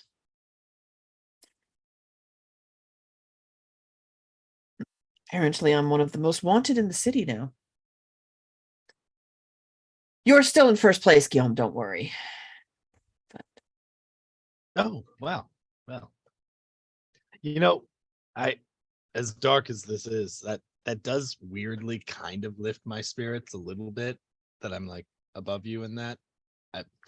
It's really, it's messed up. I'm saying, I think I have issues. I'm trying to figure that out. You're not above me, Oof. darling. I'm allowing you there. No, I mean, not in anything really. I just meant like more wanted. That's all on the list. I'm okay with allowing you to do that.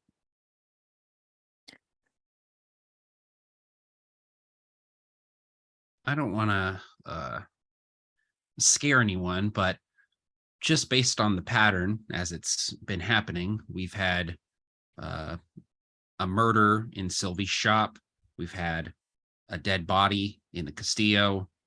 We've got Guillaume's friend dead in the bathtub. They might be coming for Chimeran or me next.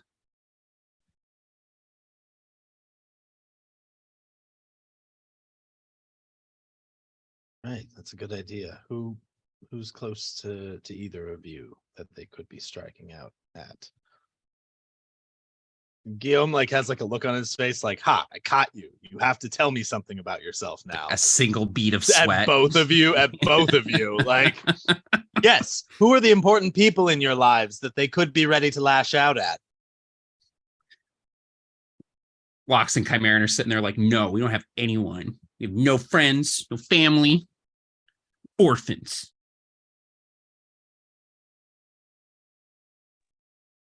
I've already asked the Contessa to look into some possibilities for me, but I don't think they have anything that can hurt me. He knocks on wood. Not that I'm aware of.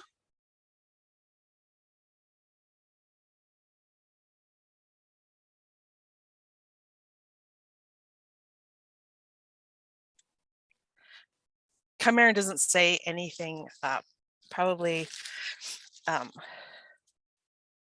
so much so that you don't you're all aware that Chimeran is purposely not saying anything. But then at one point he flashes a look towards Sylvie, and I think Sylvie, you probably would pick up on the look that he gives you, the look of almost like panic. But again, he's not saying anything. He just gives Sylvie that one look of panic and then immediately closes off again.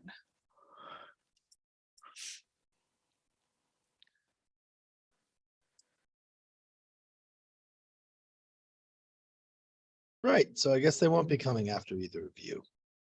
So I did have another thought. Unless either of you have anything to share. One more time to say, yes, there's someone that might be in mortal danger from these varied and dangerous enemies that are coming after us and hurting the people close to us. My point is, they're going to have to get creative with me, and I'm frankly terrified about what that looks like. It's fair.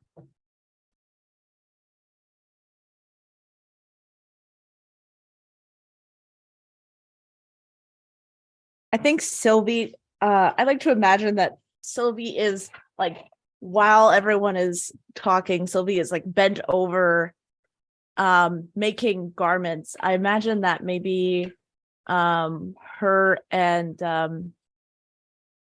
Guillaume and Lox and Chimeran talked about what kind of things that are used against vampires, and so she's trying to work as much of that into a garment as she can possibly can. So trying to pack it full of everything while still making it look obviously as fashionable as Sylvie makes her garments.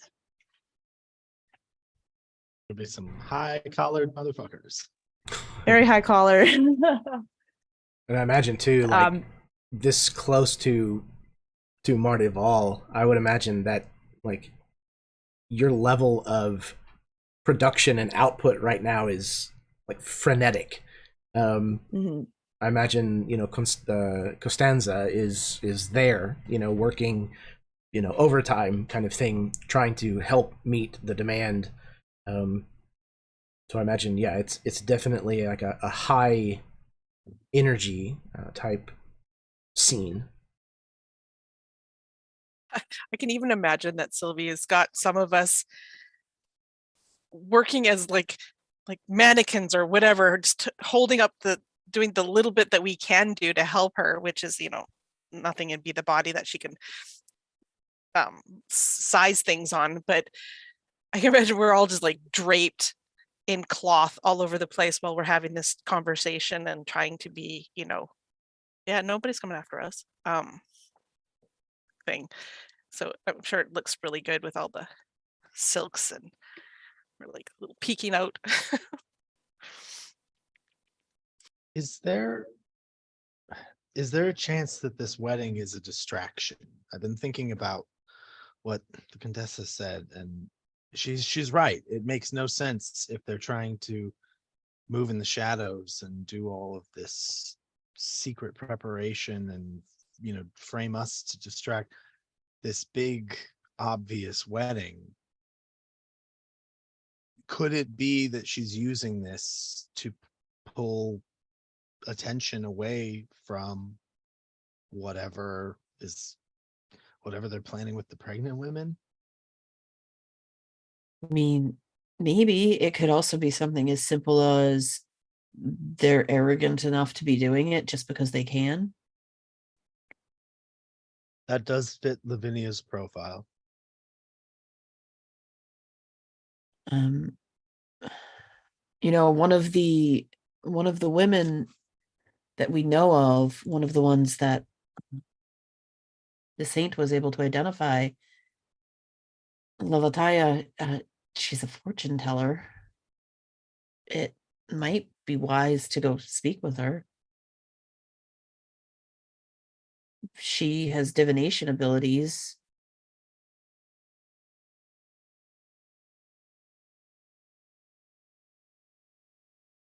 Just a thought.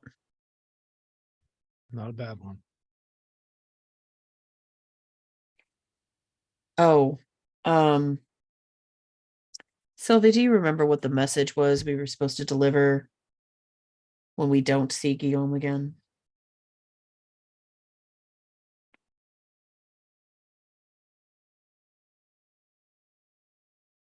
I can't remember. It wasn't very important, I feel, but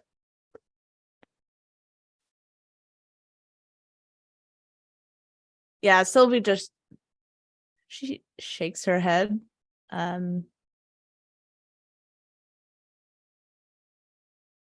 probably something along the lines of "I'm coming to get you" or something like that. Oh, threats. Yes, there was lots of different threats that he made. Oh, okay. Like the hunt you to the ends of the earth, sort of. Yeah, it was Yeah. something Shit. along. Okay, Mhm. yeah. Yeah. All right. Well, you know, I think He can get in line. yeah. There's one thing I'm pretty good at, and that's not looking like me. That came out wrong. I've been good at avoiding capture so far. I think I can keep doing it, but I am wondering if we need to find another safe place away from both the Castillo and the shop, because I'm a little worried that they could barge in at any moment now that they're sort of suspecting all of us. I was thinking, if we need to, let's have a rendezvous spot of, like, if we all need to ever fuck off and get out of Dodge and we get separated, meet back at the cobbler's shop. I think that's a good neutral location that not a lot of people are going to be looking at, and we can kind of sneak in and out of there as we need to. Just a random thought.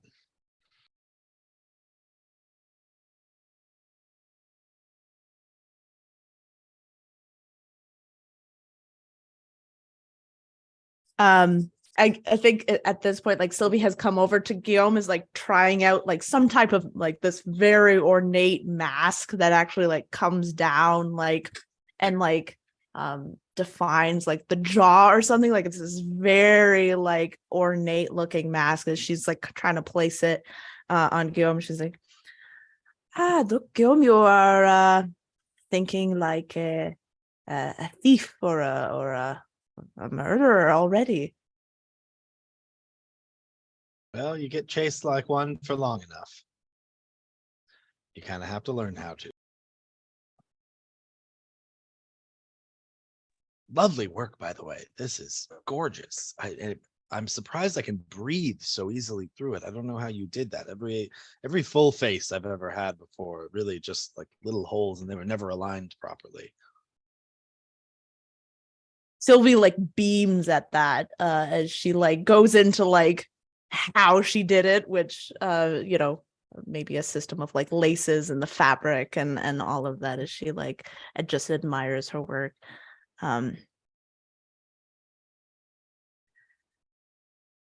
all of your outfits are almost ready.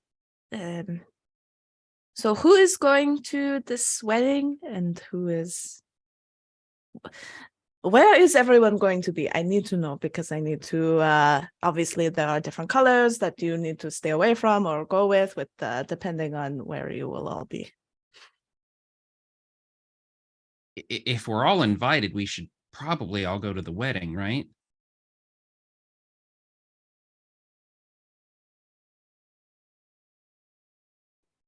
That's where I'll be. Are we going to be, Jeremy, would it be proper for us to be masked at this wedding and stuff? So would they even know if we were there or not? Did they collect our invitation cards to see who shows up and who doesn't, and then Yeah, it would be make a poll after? it would be typical to bring your invitation, but it is not public or shared. Typically, whenever you arrive at a party, your name is given, you're announced before you kind of enter the room. But during Mardival, part of the celebration of Mardival is the anonymity of it all. So while, they would keep a personal record, if you will, of who has come, it would not be shared publicly. And yes, masks, like almost any party in Gerdessi society, would be fitting to wear a mask to, but Mardival in particular, because of that, anonymity, it's not unusual to see people go with masks for the entire week if they're outside of their own home.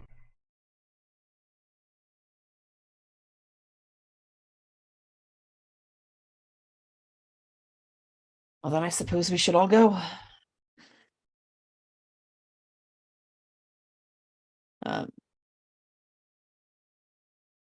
Most likely not, Guillaume? Or at least not in... Not in Guillaume form. Right. Yeah.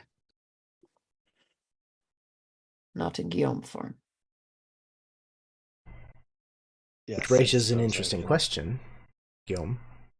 If you are not going under the name of Guillaume de la Stote to this invitation event, I'm going how under are the you name getting in? of a rat in someone's bag. Ah, fair enough. Perfect. Who's got this rat bag? I think it would make sense for Sylvie because it would make sense for her to have like a bunch of supplies with her anyway, Sure. to always be taking it out to help with other people's outfits and stuff. Because I feel like Sylvie would make herself more known, I guess, with parties and stuff like that.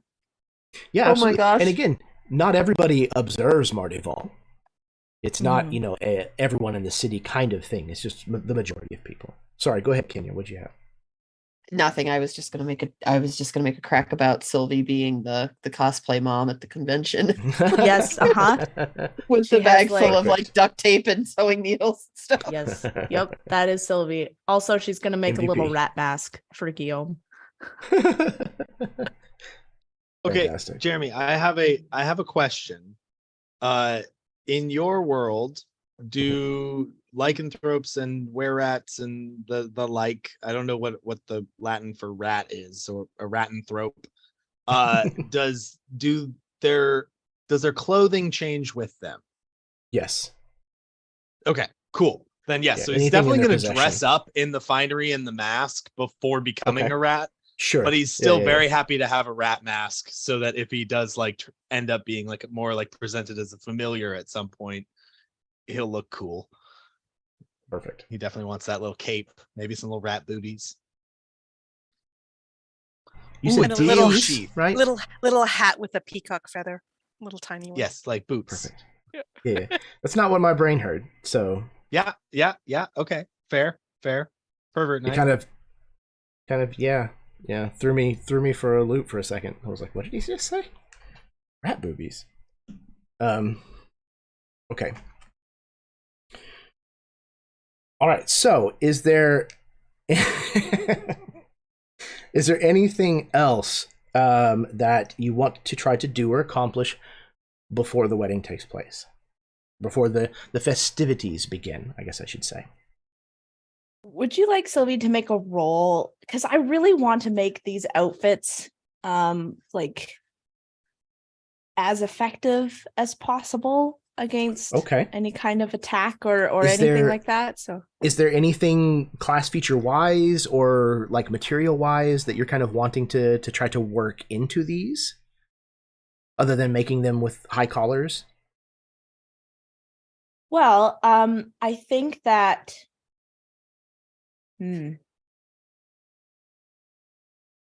oh, that's a good question. I wonder if Sylvie can actually, I think that she is going to remove the infusions that she has made for the others thus far, and is going to put those infusions into these 3 new outfits that I will determine and then put in chat. Okay. And then for the one that's left, maybe that one could be a role that has something pretty special about it, I think, if possible. Absolutely. You mentioned protection against the necrotic damage. I mean, Sylvie is like a magical seamstress, so I don't know if that would even be possible to make something that has that type of protection with her tools. Okay. Let's see. Do you have a point of inspiration? Let me look. I do. I have one. If you are willing to spend that, then I can certainly come up with something that, you know, would be a little outside the normal way that the artificer functions, but could be applicable to what you're asking about. I will do that for sure. Okay. That sounds really awesome. Okay, perfect. So what I'm going to say is that the garment that you are going to infuse, as long as it has your infusion tied to it, will give the wearer resistance to necrotic damage, which means they'll take half anytime that they take necrotic damage. Okay. And is that's to 1 infusion that I can do? Yeah. Okay. Yeah. Cool.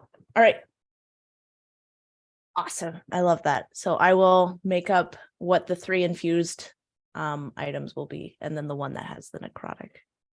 Figure it should be the person who's going to be the most like in front, most melee. So yeah, that makes good sense for sure. Okay, cool. Thank you.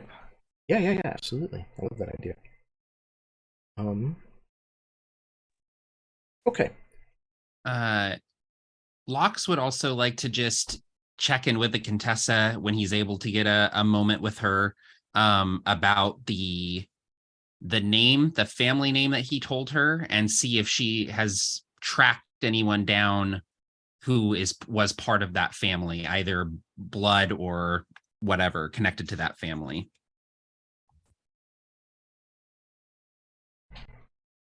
Okay. Yeah, she can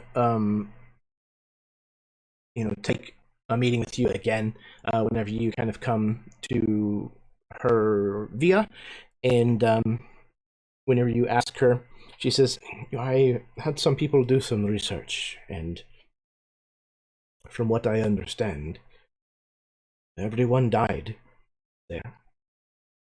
There is no record of even you having survived. There's like an odd expression that passes over Lox's face that's like 50% relief and 50% just like shock. No one, not servants, attendants, anyone. From my understanding, the head of the household was found to be a criminal, and he was executed. When he fought back, at least according to these reports, his entire family was put to the sword. None were spared. The servants of the household, the groundskeeper, the guards, everyone was executed and put into a mass grave.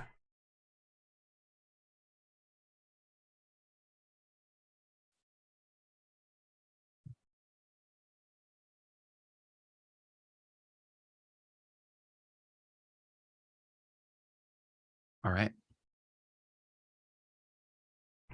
Then I am so sorry. it's nothing I didn't already know. But I have no strings to pull. So I'm not sure what they can do to me. Well, I can assure you that if it exists, that Lugarico will find it.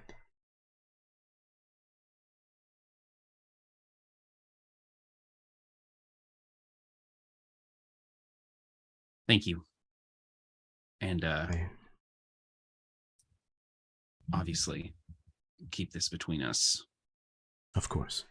I hate to be the bearer of such terrible news.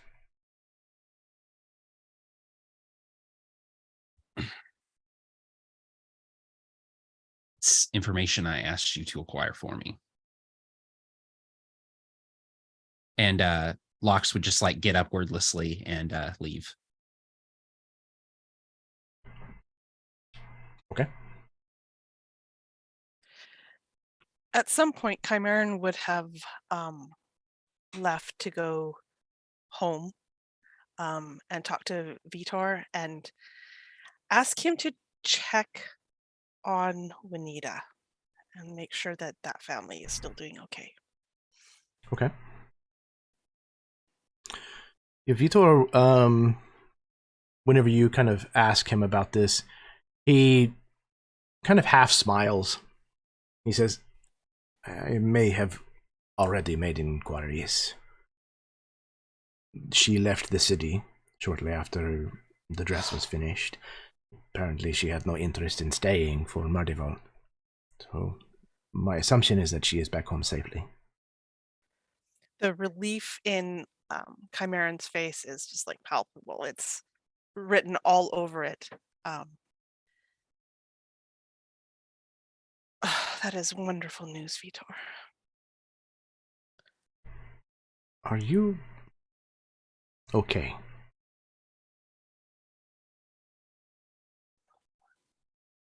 What do you mean? Why wouldn't I be? You have been spending a lot of time running around the city with these new friends of yours, and it sounds like there has been more than your fair share of troubles and attention.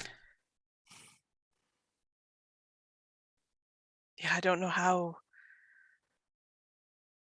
we all got wrapped up into this, but there are things happening in this city that I never knew, and now I'm in the middle of it. But you don't have to be, Chimeran. You don't have to attend this ludicrous wedding. If I don't go and find out what could be happening, at least this knowledge, then whatever she has planned is going to come from somewhere I'm not expecting. Knowledge is good. To know even a sliver of what they're trying to do here is better than not knowing at all. But at what cost? You've said 2 of your friends have already come close to dying. When is it your turn? I can't think about that right now. Fact is, if I do nothing, I'm still in danger. So it's best to do something. just wish that you would do something a little safer. We came all of this way to stay out of the gaze of people, to hide, to escape these kinds of troubles. When I promised to protect you,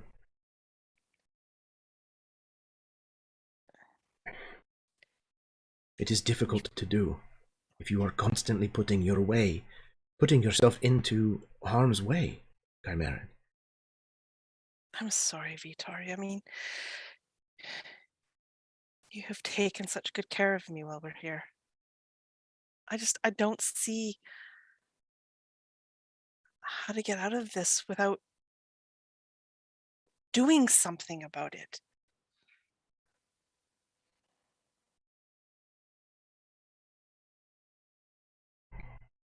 Why is it up to you to do something about it? Because like it or not, I'm in this. I've become tangled in this, and I can't just leave. It would follow.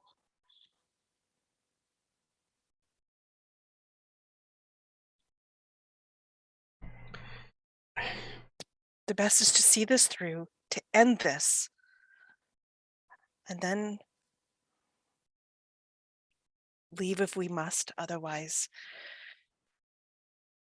we hopefully can just continue here and stay. And what if being involved in all of this, what if it gets his attention? What if he decides to come looking for you?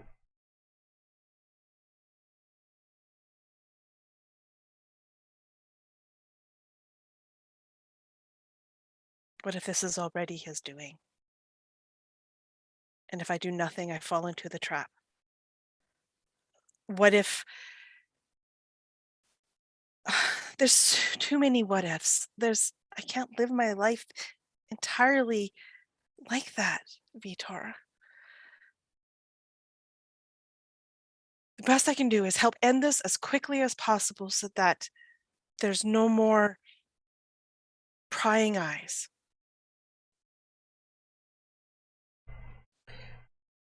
He kind of scoffs. In this city?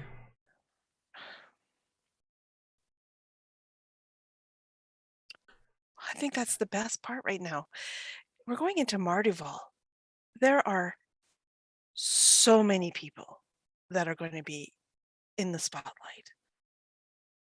Just being one more is nothing. That's how you blend in.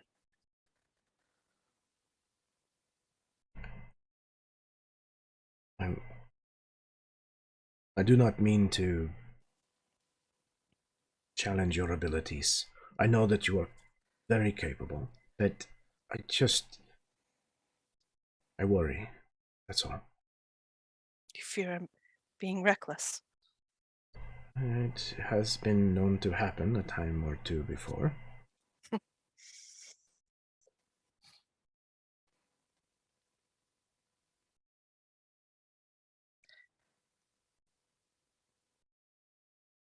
I promise. I promise if it becomes too much, I will run. He kind of nods, kind of, getting your coat prepared or whatever as you're about to, head back out or something. And he nods as he puts it back up onto your shoulders. I have heard something similar before.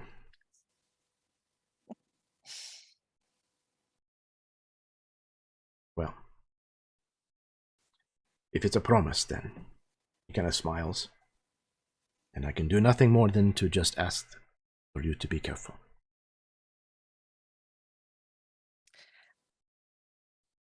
And ask you to be the same. Oh, I will be. If you're caught, I'm gone. That's good to know. You know I'm lying. Vitor.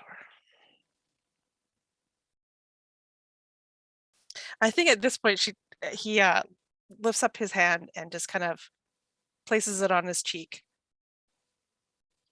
You are too kind to me. I am the kindness that the rest of the world does not give you. The kindness that you deserve. Thank you. I will be back. Go, have fun. Without me, of course. I don't know how you will, but I'm sure you will manage just fine. It won't be the same. And he disappears out the door. Okay. Anybody else?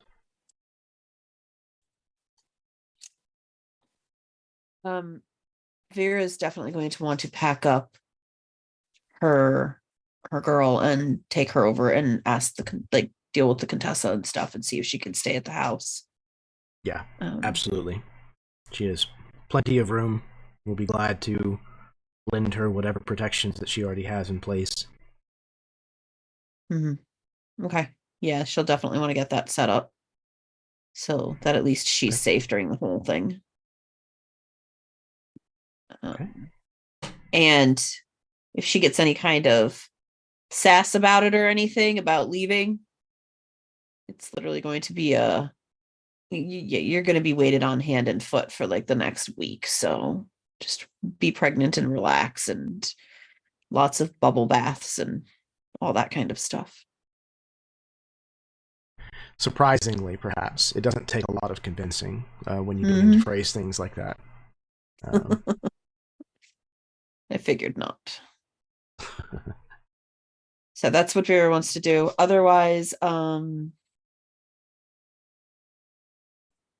guess just having a talk with her staff and, you know, being the festival and stuff, there's going to be people coming and going all the time, but you know, kind of having a talk with Sebastian and Gabrielle, especially about, let's not let anybody do random construction on the building and, you know, that kind of stuff. Keeping a better eye out for things that don't seem right. And if anybody tries to do anything major, talk to me and assume that no one has permission to do anything of that sort. Gabriella will say, I understand, and it is something that I will make sure to watch over. She kind of like eyes her brother.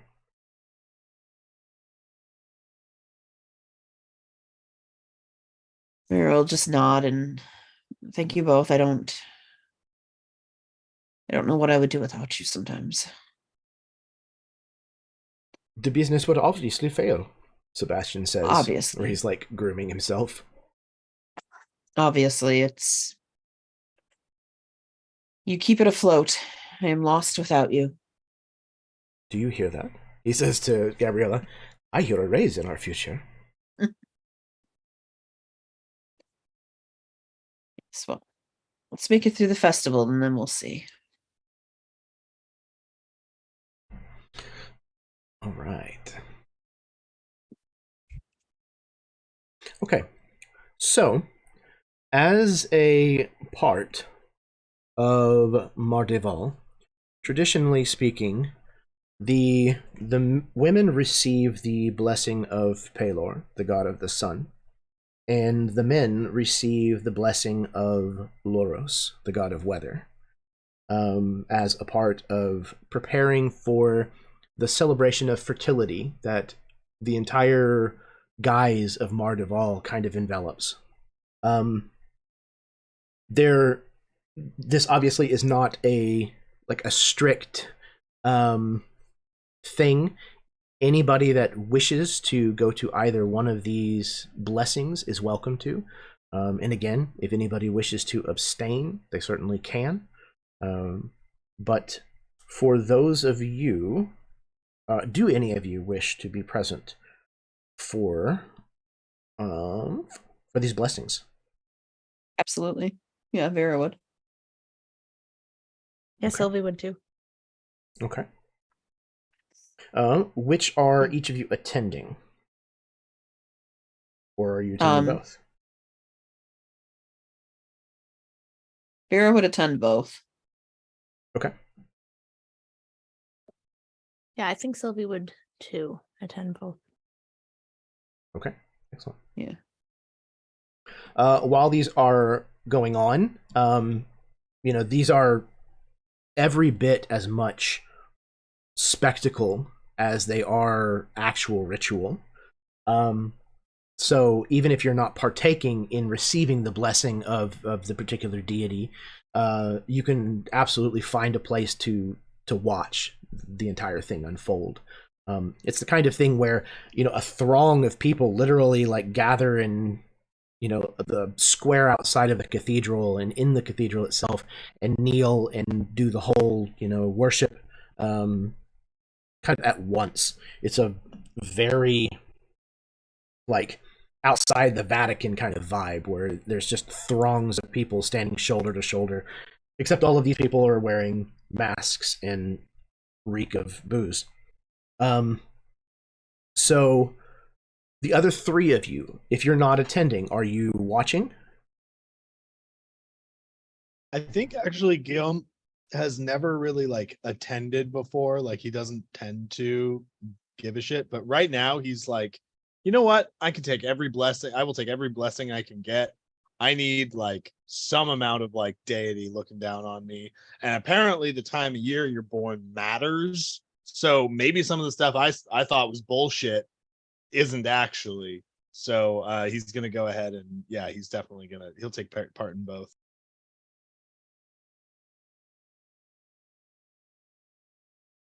And Locks, come here. Chimeran Lux? is. Oh, go ahead. Go ahead first. Locks will stick with the group, so he'll go to both as well.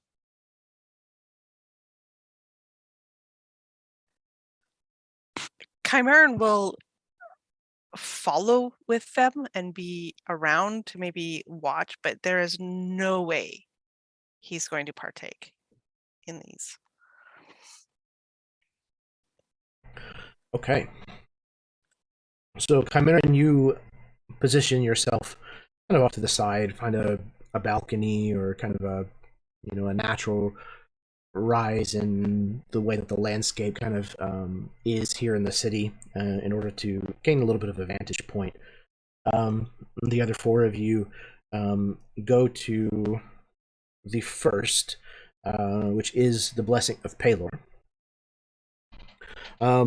Mostly, like I said, people who are either devout followers of Pelor or those who at least are devout for this part of the celebration, all kind of gather together. You kind of kneel down in prayer, and at some point, the priests of Pelor make their way through the throng of people, holding high their various symbols of faith.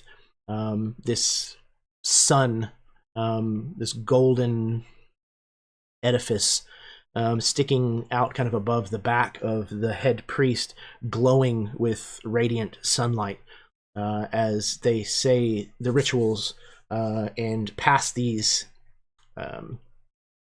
implements of their faith kind of over the heads of the crowd, imparting the blessing of the sun god upon all of you. Something strange happens.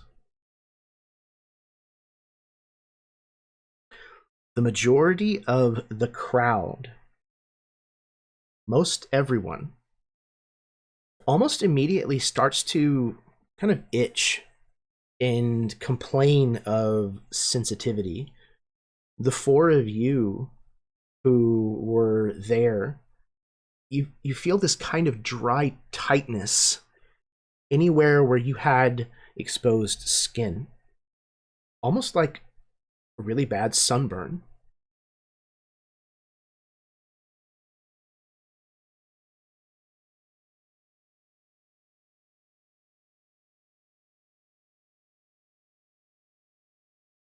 Vera will kind Yep, of lean that's enough for over. me. That's a sign. And he's just gonna start like getting up and like, nope, I'm getting out. Like I'm gonna find Chimera and I'll be with him.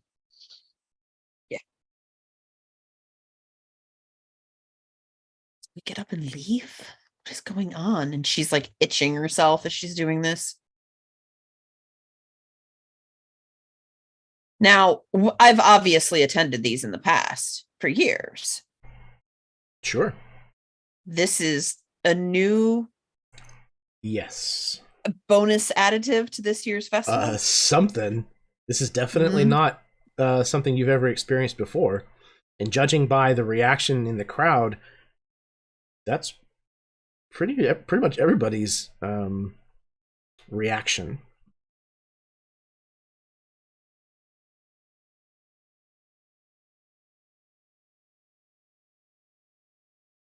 Vera's gonna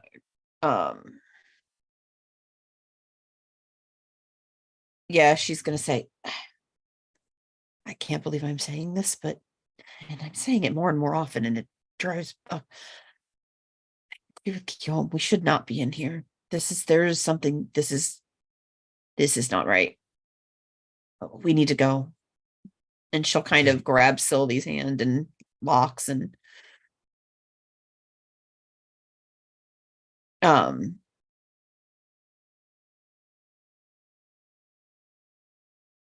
yeah, she'll lead them out of the crowd. Yeah, the crowd very quickly kind of disperses. And this, again, seems to be pretty widespread. You even see a few people who were kind of closest to where the priests were, may even have, like, blisters on their exposed skin. Again, the way, like, a really bad sunburn would be. And after a few minutes, all of you feel a little nauseous to your stomach. All of you currently have, with the exception of Chimeran, all of you currently have the poisoned condition. I don't know if any of you have ever had a bad enough sunburn where you have actually been sick to your stomach, but that's what seems to be going on. Guillaume is just so happy he was wearing that mask now. He's just been masked up since he left Sylvie's shop, basically.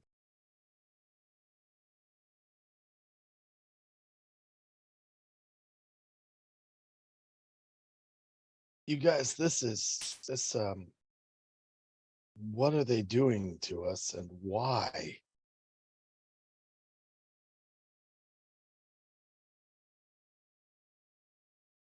Yes, something's wrong, right? I'm feeling really off all of a sudden. Yeah. Now, is it daytime when this is happening, Jeremy? Is it during the middle of the day that this? It's probably early afternoon. This is kind of like the Okay. ramping up of things before the wedding is going to take place. So it's approaching evening. This is probably 4 o'clock or so. I am going to go to the other blessing, but I am not sitting in that blessing. And Vera's like saying this to the rest of them. I want to watch the crowd. I want to see what happens. This wedding is weird. It is weird that they are starting this festival with a wedding like this, and how this is happening and the things we've learned, and it felt like a sunburn in like daylight, but if there are any of them anywhere, they're not going to be allowing us some sort of sun spell to be cast. So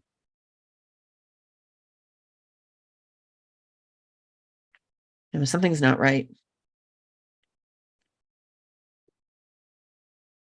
And she'll head over to the other blessing, wherever that one's being staged at. Before she heads off, Sylvie's going to put her hand on Vera's shoulder and you look horrible. I'm sorry to say it, but you should not you should be careful when you go. Protect yourself a little bit more. And as she says that, Sylvie's gonna cast lesser restoration on Vera, which will get rid of that poisoned condition. Okay, excellent. You feel the nausea pass and subside, and your skin stops itching. Slowly kind of starts to return to normal. She'll look over at Sylvie and thank you. Does someone want to come with me? I feel like we shouldn't be going off solo. If someone wants to watch the other ritual. Yeah, I'll come with you. Is Guillaume also sick? Poison? Yeah. Yeah. Okay. Then yeah, Sylvie will similarly just put her hand again. Isn't Guillaume a rat actually? Oh yeah. Oh yeah, I'm like a rat in the Yeah, bag. he was in in, the bag. and he was in the bag. Oh, So he agitatedly good point. squeaked at us and then took off. Okay, yeah. So he probably would have been protected if he was inside the bag Yep. the whole time. Okay.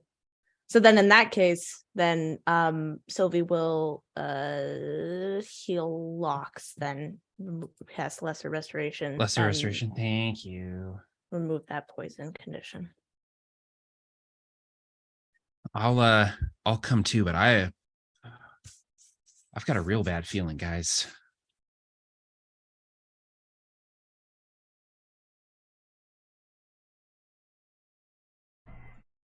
Okay. So it sounds like Vera, Guillaume, and Lox are headed to the Blessing of Loros. What are Sylvie and Chimeran doing in the meantime? Sylvie's taking a breath. She's not feeling too hot right now. Chimeran's just going to watch over her while she is taking that breath, making sure. Okay.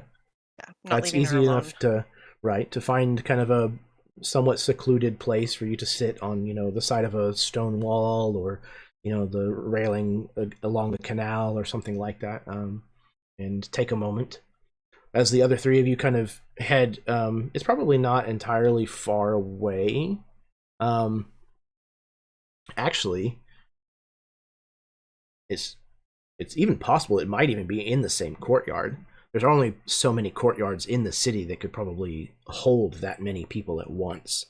But eventually the priests of Loros will also make an appearance, and as they do so, the clouds overhead kind of darken a little in gray, and it begins to rain on the crowd. Seems to be wholly expected. And as the priests are making their way through, raising their own implementations kind of up towards the heavens, calling this rain down, you hear people starting to scream. And you can eventually see what looks like people having like a reaction to what looks like maybe like a chemical reaction or like a mild acid that seems to be raining down on this throng of people.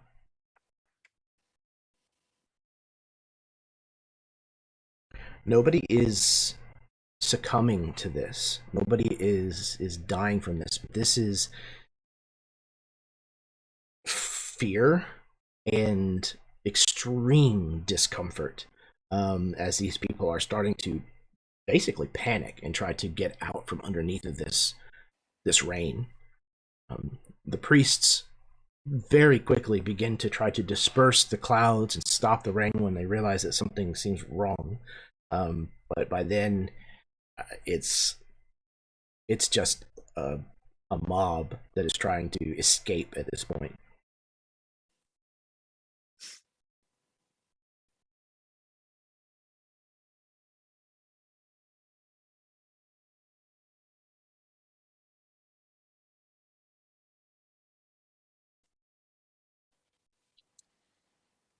Rick, There you go.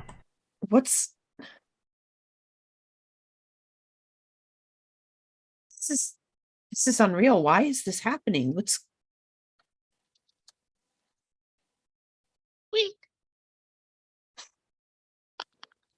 It's magic, right? It's got to be rituals, spells, something, right? yeah, yes, but what the hell are they doing? Why are they doing this? This doesn't even make any sense. Why would you, even if this is something of the pottery, why would you burn the crowd?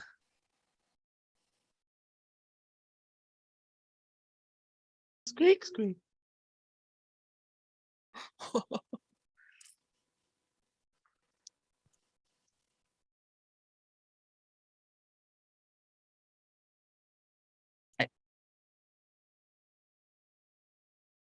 She's gonna okay. So they walk through the crowd. The ones casting the spell and doing the rain, are they getting hit by the rain too, or are they protected from it? I mean, they have pretty serious vestments that they're wearing, but it's, I mean, they are weather priests and priestesses, so Yeah. there would be normally, reveling in this blessing, but you can see that it's affecting them as well. Do they look surprised that this is happening? 100%. They look caught completely unaware. Okay, Vera's gonna she's gonna she's gonna stand up and she's gonna try to yell to one of the priests, stop the spell. Yeah, it's pretty obvious that they have stopped whatever, with, the rain. They have done everything they can to stop the rain from falling anymore. And they're already trying to turn their attentions to trying to heal as best they can. But it's, again, like, it's just pandemonium.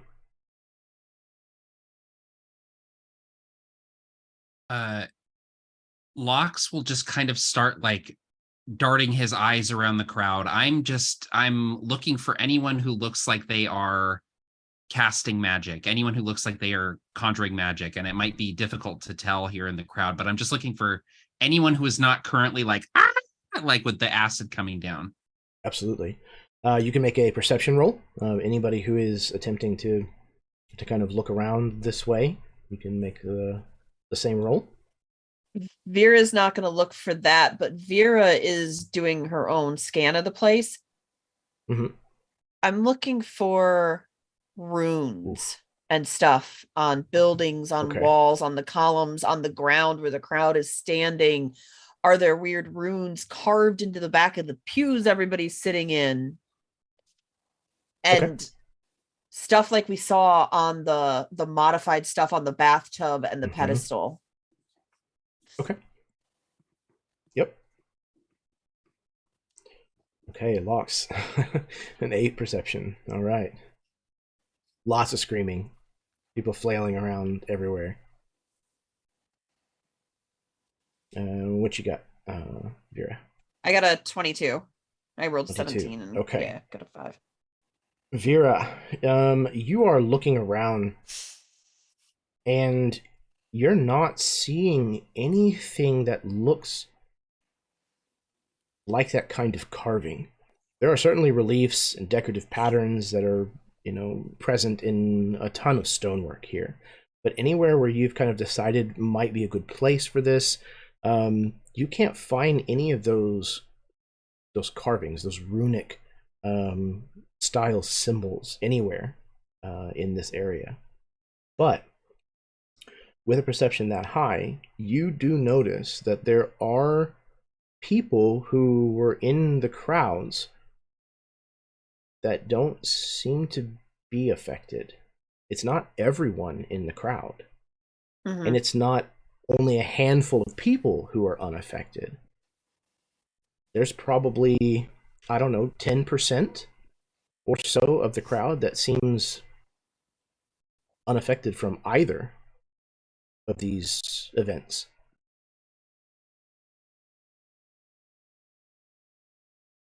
Yeah, she will definitely start pointing those people out to everyone.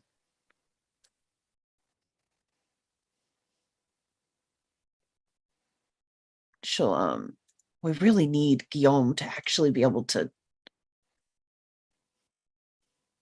he's a wizard. He's better at this magic stuff than we are. Need him to not be a rat. Squeak, squeak, squeak.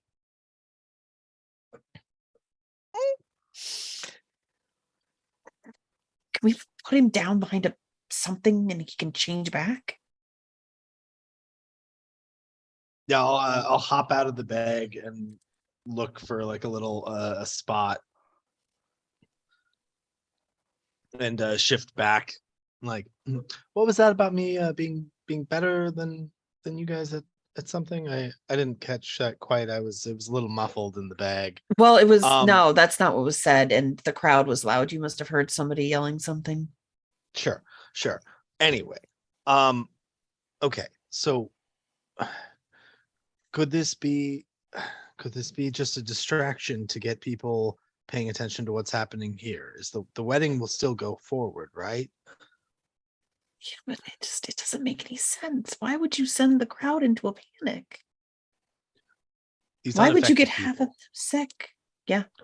I want to look at these unaffected people and see, like, is there anything obviously in common with them? Like, are they all of a certain age? Are they all, dressed a certain level? Okay, roll me roll me an insight or history, but I'm going to have to do disadvantage on this one. Okay, well, history I'm pretty good at, so I will do that. That is gonna be a 14 all up. Okay. Not great, not terrible. So you're studying these people. You study the first one a little bit, the second, third, fourth, fifth.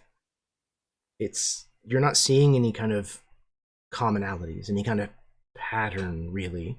Different ages, different genders, different species, elves, dwarves, humans.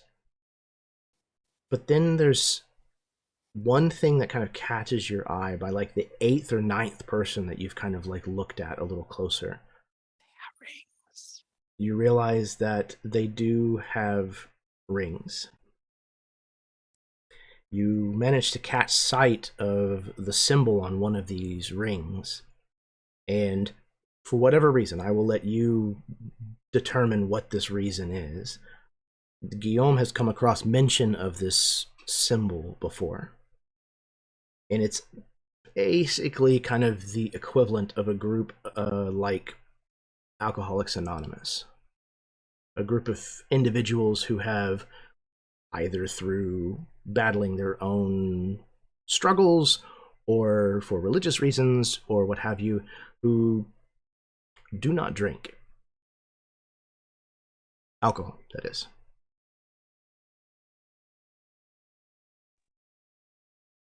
It's a bunch of sober people that aren't getting affected by this. What? Like, Guillaume just looks even more confused at figuring that out.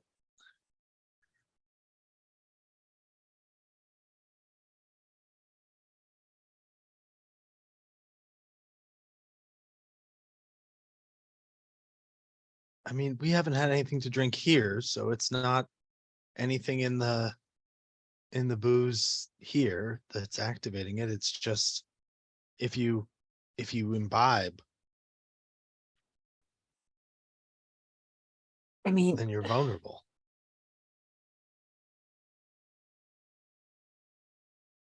really? I mean, It's the only link I can see between them.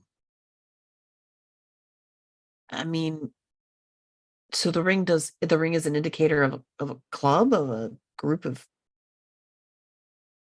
people who don't It's drink. so yeah, sort of a group. They've given up. I I had a rough patch a while back, and I was looking into cutting down, and I ended up looking into different options. This was one of them. It seemed a bit extreme. It was a never sort of thing. I was looking for more of a more responsibly sort of thing. Mhm. So didn't work out, but that's Obviously. generally it's they don't take anything as far as I know. Okay. Is there any way that it could maybe the rings just have some sort of magical protection and there's some sort of weird cult within the city who likes to cast dark magic on people? I don't know.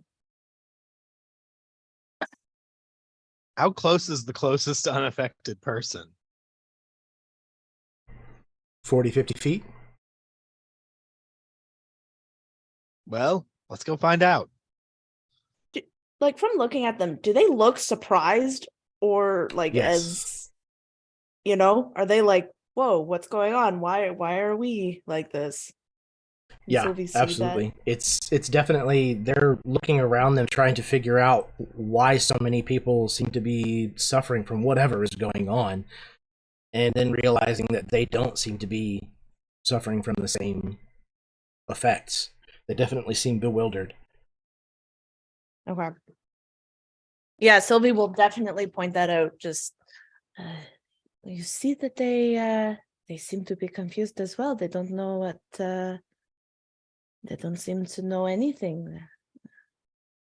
So maybe somebody is casting this magic to find out who is going to have sober blood for later for some reason. So they could either stay away from them or target them. Alcohol bad for vampires? I don't know, maybe they don't want to get drunk. I don't know.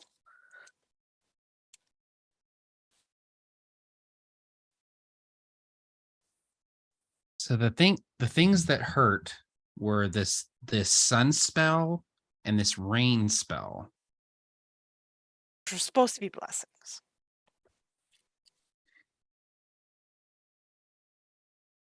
Out of character, I have a crackpot theory that they're like putting vampire blood in the wine in the city, and we're all like kind of a little bit vampiric, and that's why these spells are hurting us.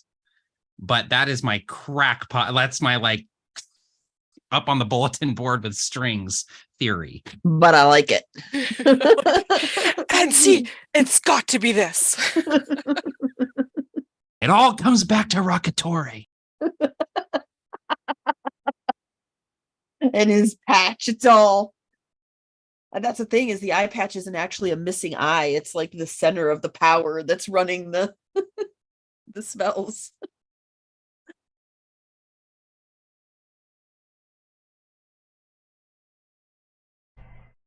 All right.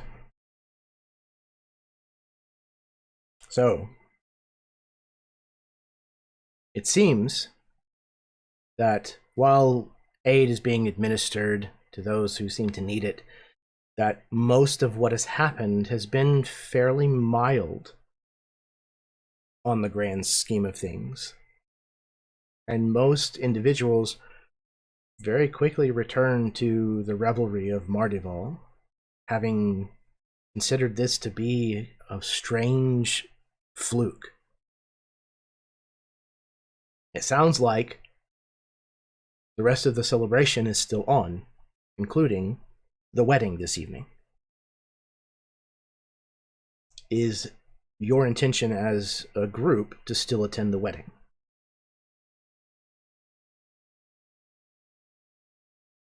Yes. Okay. All right. So, as you continue as a group to chew on this, to try to figure out what in the hell could possibly be going on, we rejoin the five of you sometime later as you are approaching this wedding. This place, the home here in Hidalgo of Padre Primero, which is being offered as the venue for this extravaganza, has been decorated to the nines. There are acrobatic performers outside. There are fire breathers. There's more food in wine that you can possibly conceive everywhere you turn here. This party is incredibly lavish. This is 150% meant as a display of wealth, of power, of prestige, and it is very, very clear that the Padre has pulled out all the stops to make this a grand event. As we see the five of you approaching and getting involved in the events of this party, do each one of you want to describe what we see your character wearing and what it is that you might be getting up to?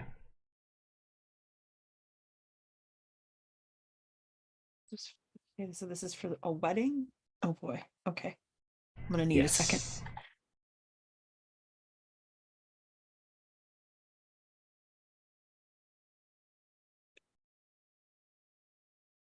I think you're such a bitch. I think Vera to the wedding part would absolutely be dressed in something that is clearly meant to mimic sunlight. It is clearly meant to like mimic. It's got like gold laced throughout it, and it is literally, she's making a statement with it. But it's not anything that anybody would look at and think, oh, but to those in the know, they know. So yeah, it's this very just kind of, it probably actually even has maybe like off the shoulders some kind of metal and crystal, like gold and crystal adorned like piece that comes off that kind of looks like rays of sunlight, and then it comes down into this outfit, and it just, the whole thing is meant to look like when you have a really overcast day, but the sun is cracking through and you see the beams of light coming through the clouds up in the sky. The whole thing is meant to have that kind of look to it. And yeah, that's what she's wearing.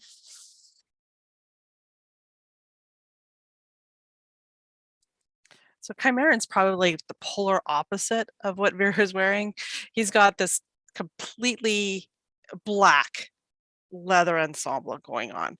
We're talking high collars. Very important. All leather,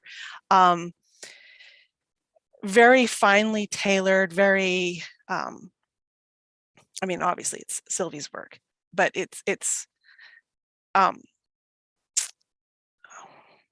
fitted very like tightly, and this very extremely long coated jacket over top of the vest. And while it's black and it seems to be black, when you actually stare at it and look, when the light catches it, you realize it's not actually black. It's like what mother of pearl would be if it was black instead of white. It's got this iridescent colors inside of it, the blues, the purples, the greens that you only get to catch a glimpse of. But I think the showpiece really, while the outfit is very sleek and well put together and eye-catching in itself, the mask is what is the focal point of the piece. It is a complete full face covered, made of almost like little mirrors, if you will, but black, but they glisten as the light catches it, little facets the entire way. But the face, instead of like, sometimes they're like, they have like either really intricate or sometimes they have emotions kind of made in the mask. This one is like completely deadpan blank. So you almost look like you're looking into, I don't know, somebody's mirrored soul almost, if you will.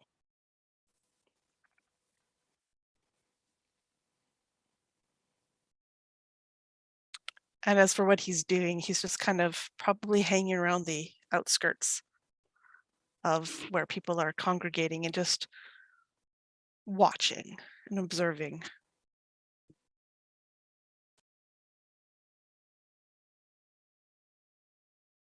Guillaume is wearing a tiny little rat mask and a beautiful rat cape that are, I'm guessing probably like a black and gold kind of theme. In his human form, if he ever gets to it, he is still, unfortunately, much to his chagrin, trying to look fairly inconspicuous and like wear something that's like what a noble person, but like not a very notable one might wear.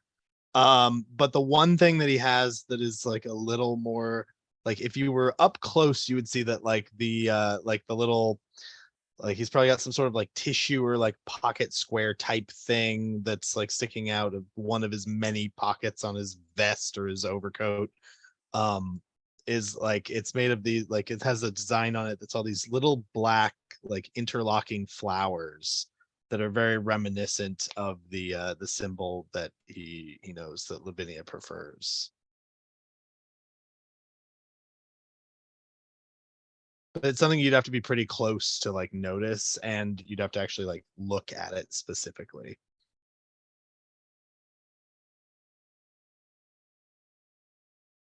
So Sylvie, in this case, her mask is also her outfit, as what we see is at the bodice is this almost sky blue with gold feather filigree riding up the center to the bust, and it's a pretty low cut here, but as this gold feathered piece goes up, it separates and kind of climbs up her shoulders and up and around her neck, almost as if the feathers are like these fingers that come up and are like grasping at her neck and shoulders, and they continue to climb up into her face, becoming a mask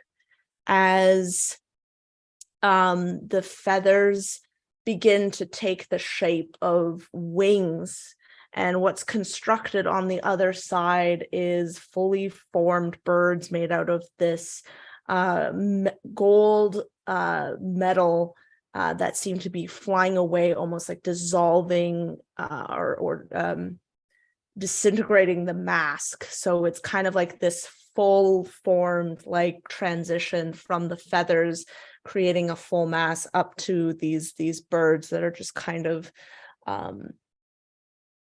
flying away. And The bodice itself goes down past Sylvie's hips into more of this like rose gold color, as the feathers continue to line down her hips and down, even creating the structure around the skirt part, which is kind of erupting from the this very structured bodice and neck piece that is just flowing out.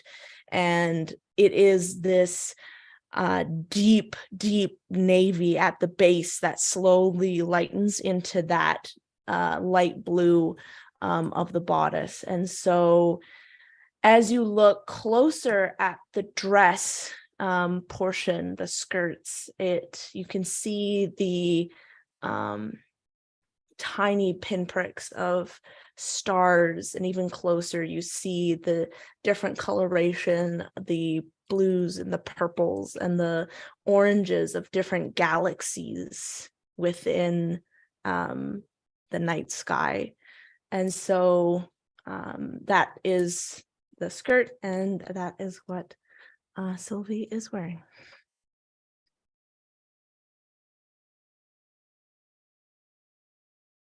Locks typically dresses in very like slimming, like sort of form-fitting garb that kind of accentuate his sort of like lithe figure. But he's actually the silhouette of his outfit is much more broad-shouldered, and there are much more layers happening in the garments. And at first glance, it like appears fairly like mundane, but upon closer inspection, it's clear that this is not actually like a nice outfit. It's like armor. Like the layers are kind of layered in such a way where it offers like this protection to it. And there's kind of this like flared kind of feathery pauldron on his right arm, his dueling arm, that kind of extends down into this full sort of like gauntlet bracer situation, fully encasing his dueling arm in this kind of like metal reinforced leather. And all of it kind of comes up and culminates in this high collar that sits just below his jawline, and kind of juts upward and sort of encases the lower half of his face. If anything, this is like evokes more of the kind of shit that Locks would have worn when he was like running with the highwayman. Like it's just very Spartan, functional, but it has this nice like Sylvie touch to it where it's like, but you can also wear it out to a party. Like it's multifunctional. And much like Chimeran, he's wearing it's black, but the threads have this kind of shimmery purple quality. This like that like Locks' sort of trademark color palette is still represented in the threading and the lacing of it. He seems comfortable in it. He's moving like easily despite its like bulkiness. And much like Chimeran as well, he would kind of be sticking to the outskirts of the party. If there are Oladolgan stuffed eggs, he's gonna have to pass on them. He's can't go through that pain again.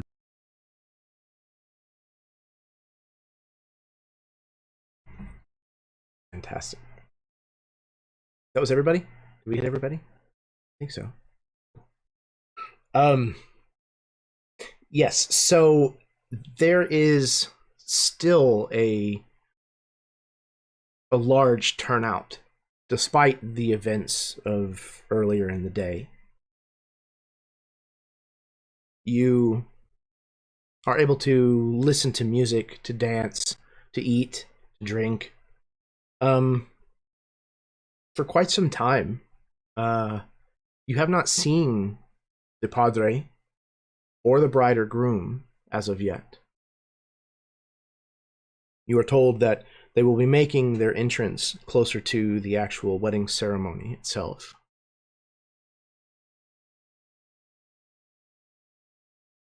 As you are, maybe even despite yourselves, somewhat enjoying your time here, it is certainly an extravagant party,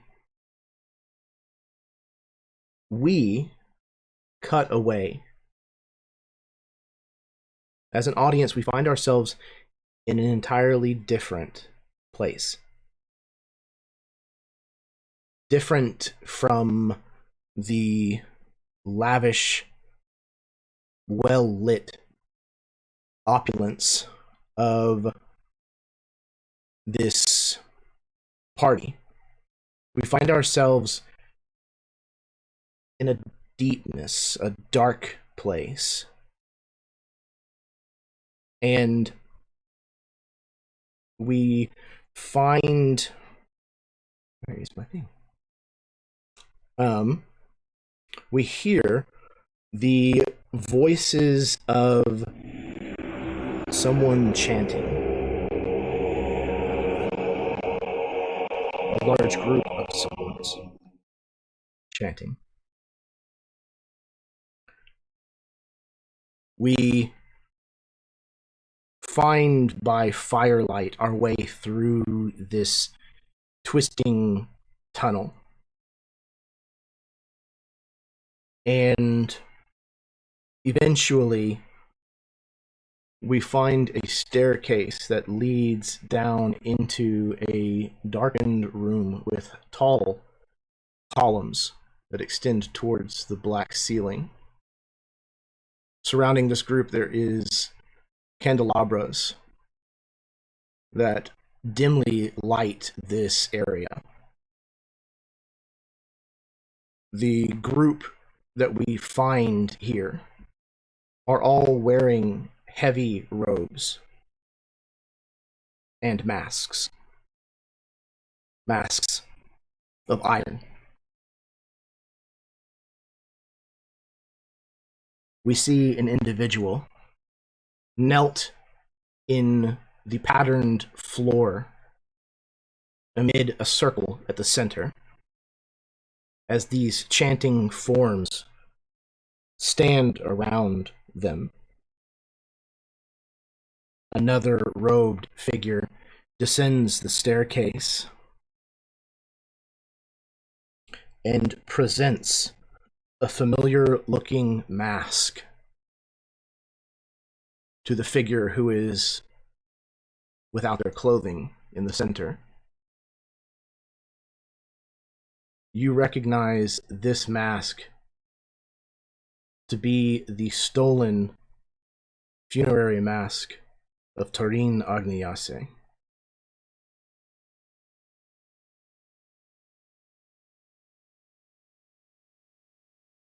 As this mask is presented to the kneeling form, it is placed on the ground in front of them. Blood from a bowl is spilled over it,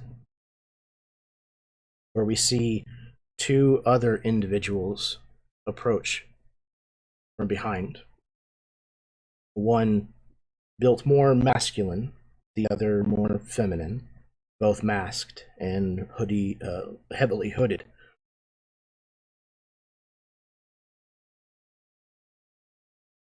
The individual at the center raises a ceremonial-looking hammer above their head as the figures in the back say, "Release the shadows of Mardival."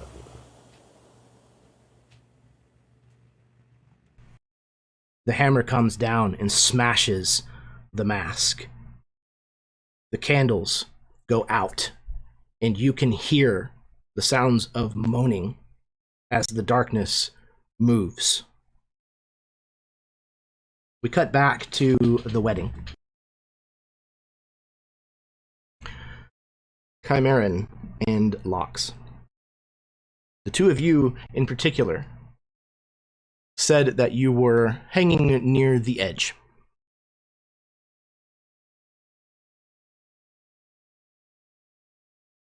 Are you... I know you're not eating the Aladalgan eggs, But are you eating or drinking anything? No, after what happened at the blessings, Chimeran is completely staying away from any food or drink that's offered here. Yeah, same with Lox. He's like pretty rattled by what happened earlier, and he's like here strictly on business. Guillaume put a bunch of cheese and bread in Sylvie's bag secretly before he turned into a rat because he knew that this was going to be a problem. And he's just nibbling on that every time he like smells the Aldalgan egg, and he's like, "Oh, I want that." It's like, "Nope, nope, eat your cheese." You just hear the tiniest little crunching coming from Sylvie's bag. That's really like rustic, crusty bread. There's been more than one time Lox. that you've reached in there for one tool or another and pulled out, a piece of cracker or cheese instead of what you were actually wanting. Lox comes up at one point. He's like, "Sylvie, do you have any granola bars?" Sylvie, like a mom, is just like digging in her overly sized purse. She brings out some old gum and some candies that have been down there forever. The Gerdes version of a Cliff Bar. Yeah. Bottle of Sunny D, Yeah. like you're at the zoo. I think Vera keeps a flask on her, in her, like, wrapped into a garter under her dresses and stuff, and right next to her pan flute on the opposite thigh. So she would be sipping from that for like maintaining because she's barding up and doing the whole mingling and stuff. But she absolutely, after what just happened at those two rituals, there's and knowing that this is the Padre's house, there's no way this woman is gonna eat or drink anything from this house. Like, it's just not happening.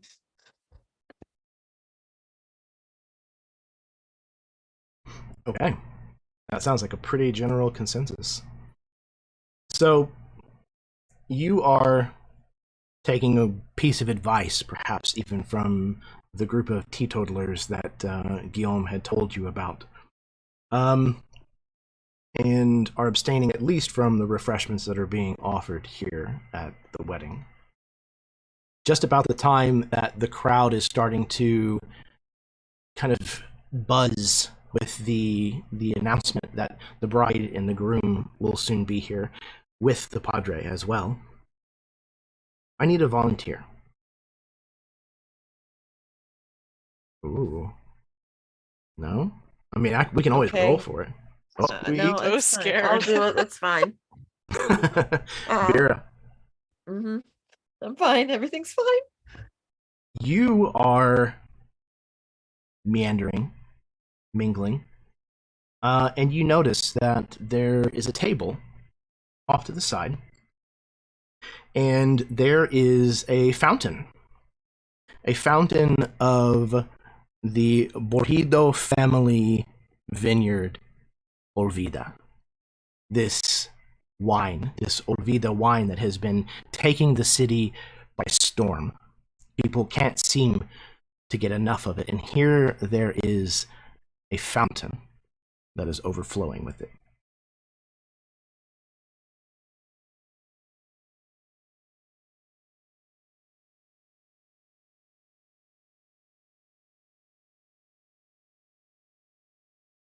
Well, it's just a damn good thing I'm not drinking anything at this wedding.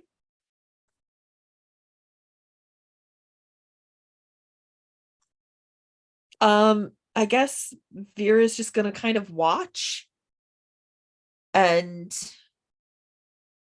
she's going to, in particular, what she's really trying to do is she's watching people that come up and get a glass, and then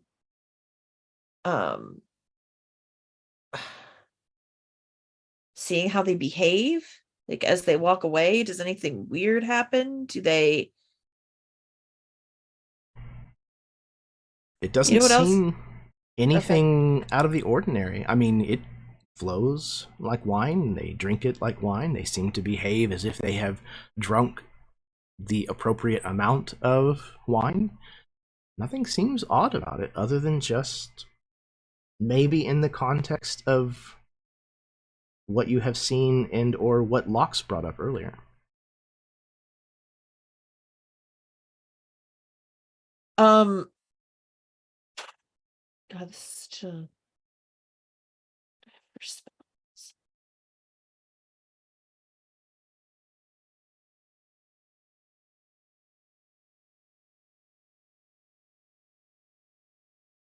I'm wondering if, okay, I'm going to go get a glass of the wine. And I'm not going to actually drink it, but I want to like investigate it somehow, like lift it up, sniff it, kind of like, does it seem off? Does it seem really scented, I guess, like really, yeah, I mean, literally. Yeah, I do the wine connoisseur thing. Sure. Swirl it around the glass and, take in its aromas. Yeah, you absolutely can do so. It's probably not the first time that you have done this, maybe even. Nice. The Olavida is, again, it has been kind of the rage for the last, year or so. This particular vintage or what have you has had people seeking it out a lot. It's hard to find, so I don't imagine that this is the first time that you've even encountered it. And kind of breathing it in, it smells exactly the same as you remember. It has these kind of notes about it that are, strong. It's not a sweet wine.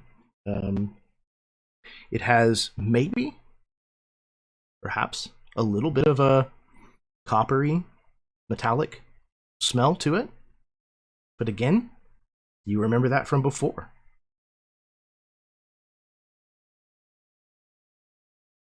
Yeah, but I wasn't looking for vampiric blood in it before. Now that means something different. I'm gonna take it over to Guillaume and everybody, and he's still a freaking rat. Yeah, I want to sniff it in rat form. I got That's that. a good I got plan. that super sniffer. She's gonna kind of Right. she's gonna kind of hold the glass down by Sylvie's bag, and she's gonna just act like she's talking to Sylvie. I mean, she's gonna talk to her. She's gonna say, "Oh, Sylvie, dear, have you ever scented something and you can't seem to place the smell, like it from somewhere? Something from a memory, and you just wish that you could smell things better." And she's just kind of holding it down by the bag as she's doing this. All right. I Yeah, he think takes Sylvie the at hint and first- pops out. Sorry. What'd you say, Sylvie Em? at first is like very oblivious. She's like, "Oh yes, I remember. The fruit from my childhood has always had this." And then she's like, "Look at." She feels like the rustle in her bag, and she's like, "Ah."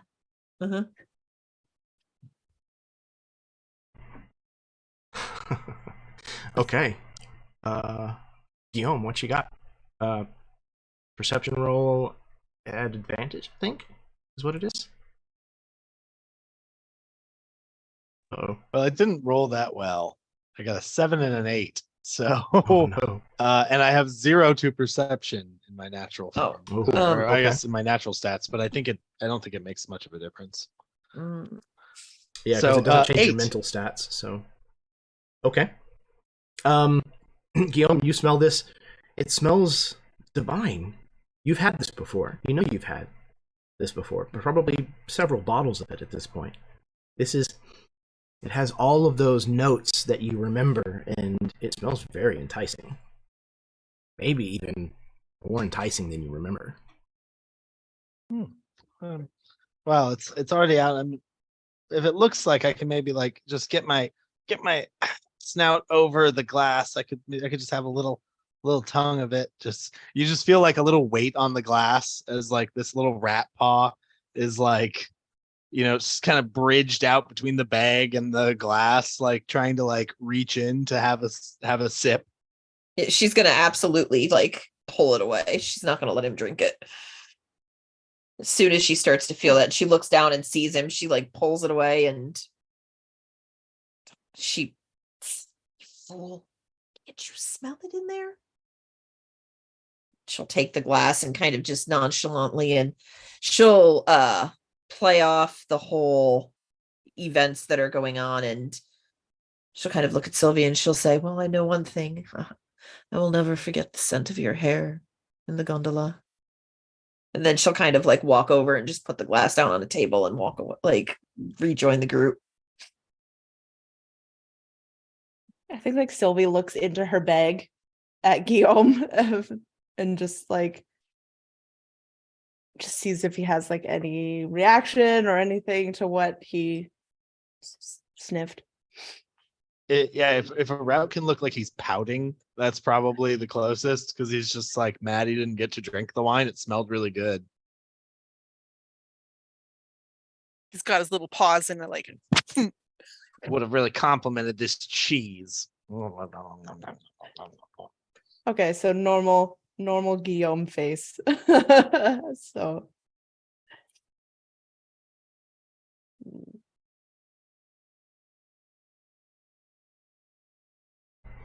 Okay. So the buzz continues to kind of pull through the crowd. And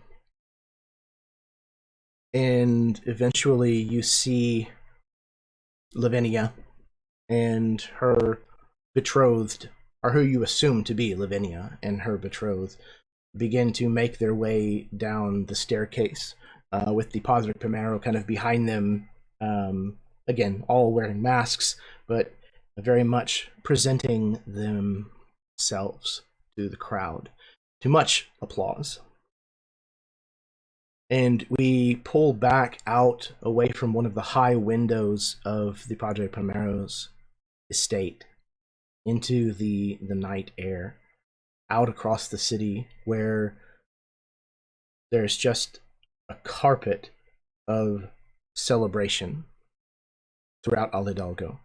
You find these little congregations, these little pockets of different kinds of parties happening throughout the city. The guards stand, at ready, watching, making sure that they can protect people as best they can, but you know that if something were to happen,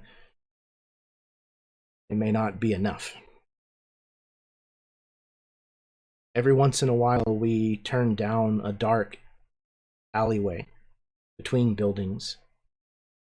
Something's not quite right. The way that we see our vantage point is as if something is moving through this darkness, stalking, lumbering.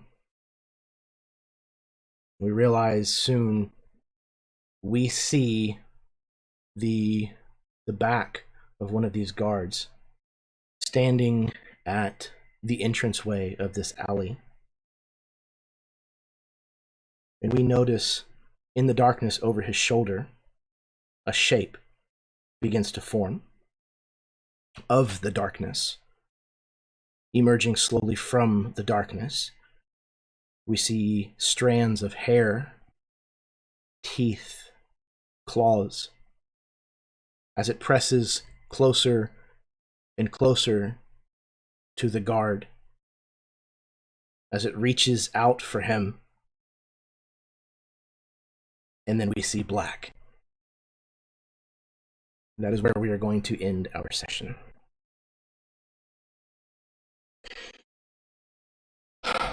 So, yeah. This has been incredible as always. I love telling this story with all of you. So I'm just, absolutely positively giddy that we get to do this once a month. So I'm going to pass things back over to my players so that they can give any kind of parting words that they would like to touch again on where you might be able to find them around the web. And then I think we're going to call it an evening. So we're going to start in reverse order with Karen as my fifth pervert. your ultimate pervert. But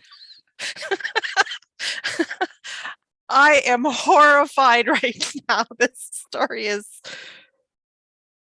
just taking a whole deeper, darker turn than I was even expecting. I knew it was going to go horribly wrong. Just didn't expect how horribly wrong this is going.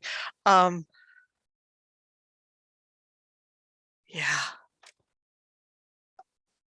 Yeah.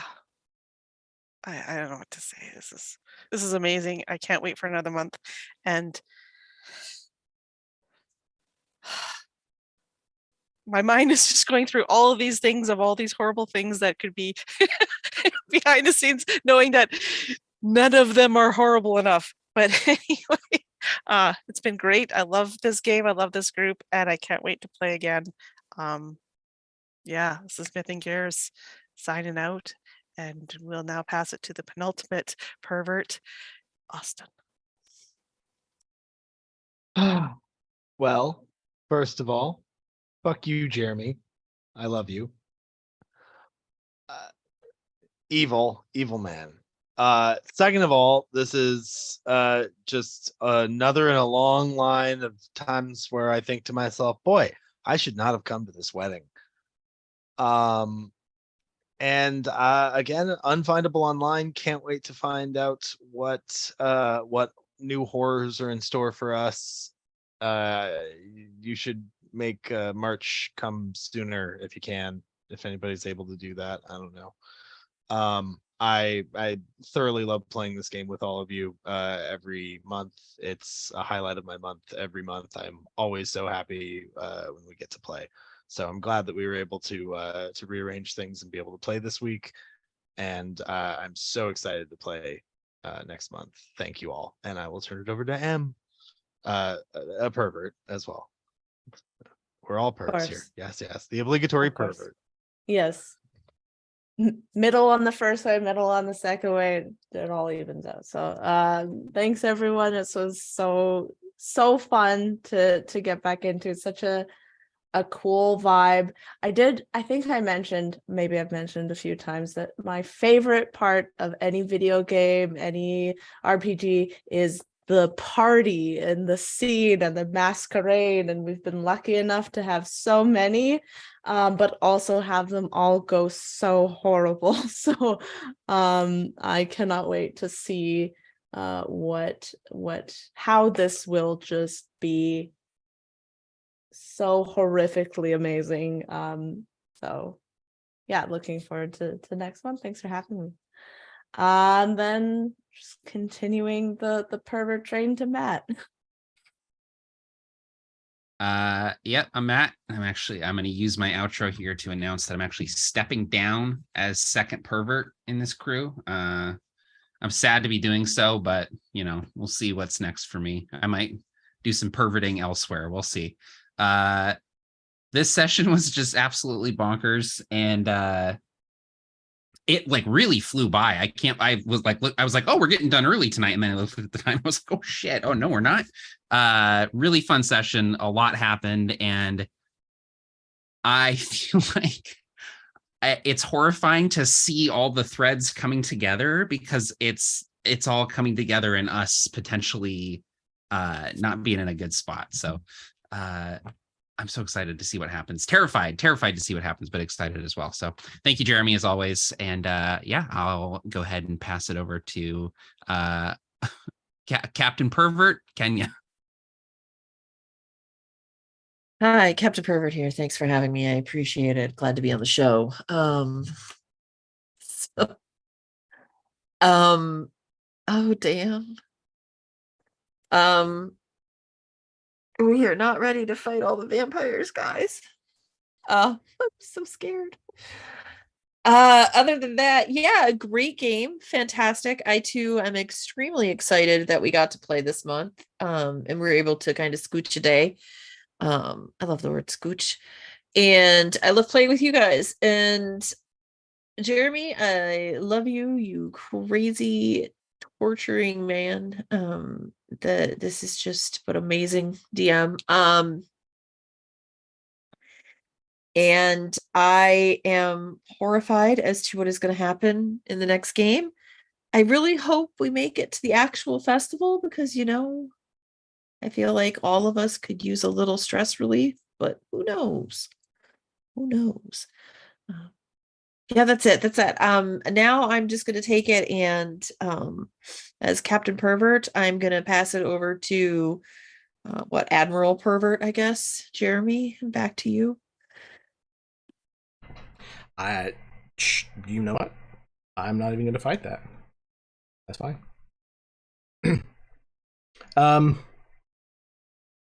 Yeah. It thrills me to no end that all of you seem not just okay with coming back and playing every month, but that some of you seem to seek out the punishment and the twisted whatever. That makes me happy because we are perverts, Jeremy. So truth. It's the sex that keeps them coming back. No, like I have a really dark sense of storytelling whenever it comes to fantasy, especially, and it makes me really happy that I know it's okay to lean into that, and that all of you seem not only again willing to keep coming back, but that you seem genuinely to enjoy exploring that together. That makes me happy as a GM. That lets me know that I'm hitting the right kind of notes in this. And yeah, it's just all of you gave me so much material to work with. Being able to go back to all of that documentation and pull on a lot of those threads and use them to cut deep and explore some real kind of in-depth emotions and motivations for your characters. Yeah, it's been really, really rewarding as a dungeon master and as a storyteller. So I massively appreciate all of the homework that all of you did up front. It is infinitely valuable to me. So, speaking of infinitely valuable, thank all of you for being such wonderful players, and all of you who may have tuned in this evening. It means so very much to me that you are kind of joining us on this story and discovering exactly what all is going to happen and just how far I'm able to push things. We'll see. Yeah, I love you all. Thank you so much for tuning in this evening. If you like what you saw, hit the like button, subscribe, do all those things that the algorithm here on YouTube likes. And yeah, remember that kindness is a free action. It doesn't cost you a single thing to be kind to people, and the world is kind of a shitty place in a lot of regards now. So we could use a little more kindness. But until next time, may your dice roll high and your snacks always be within reach.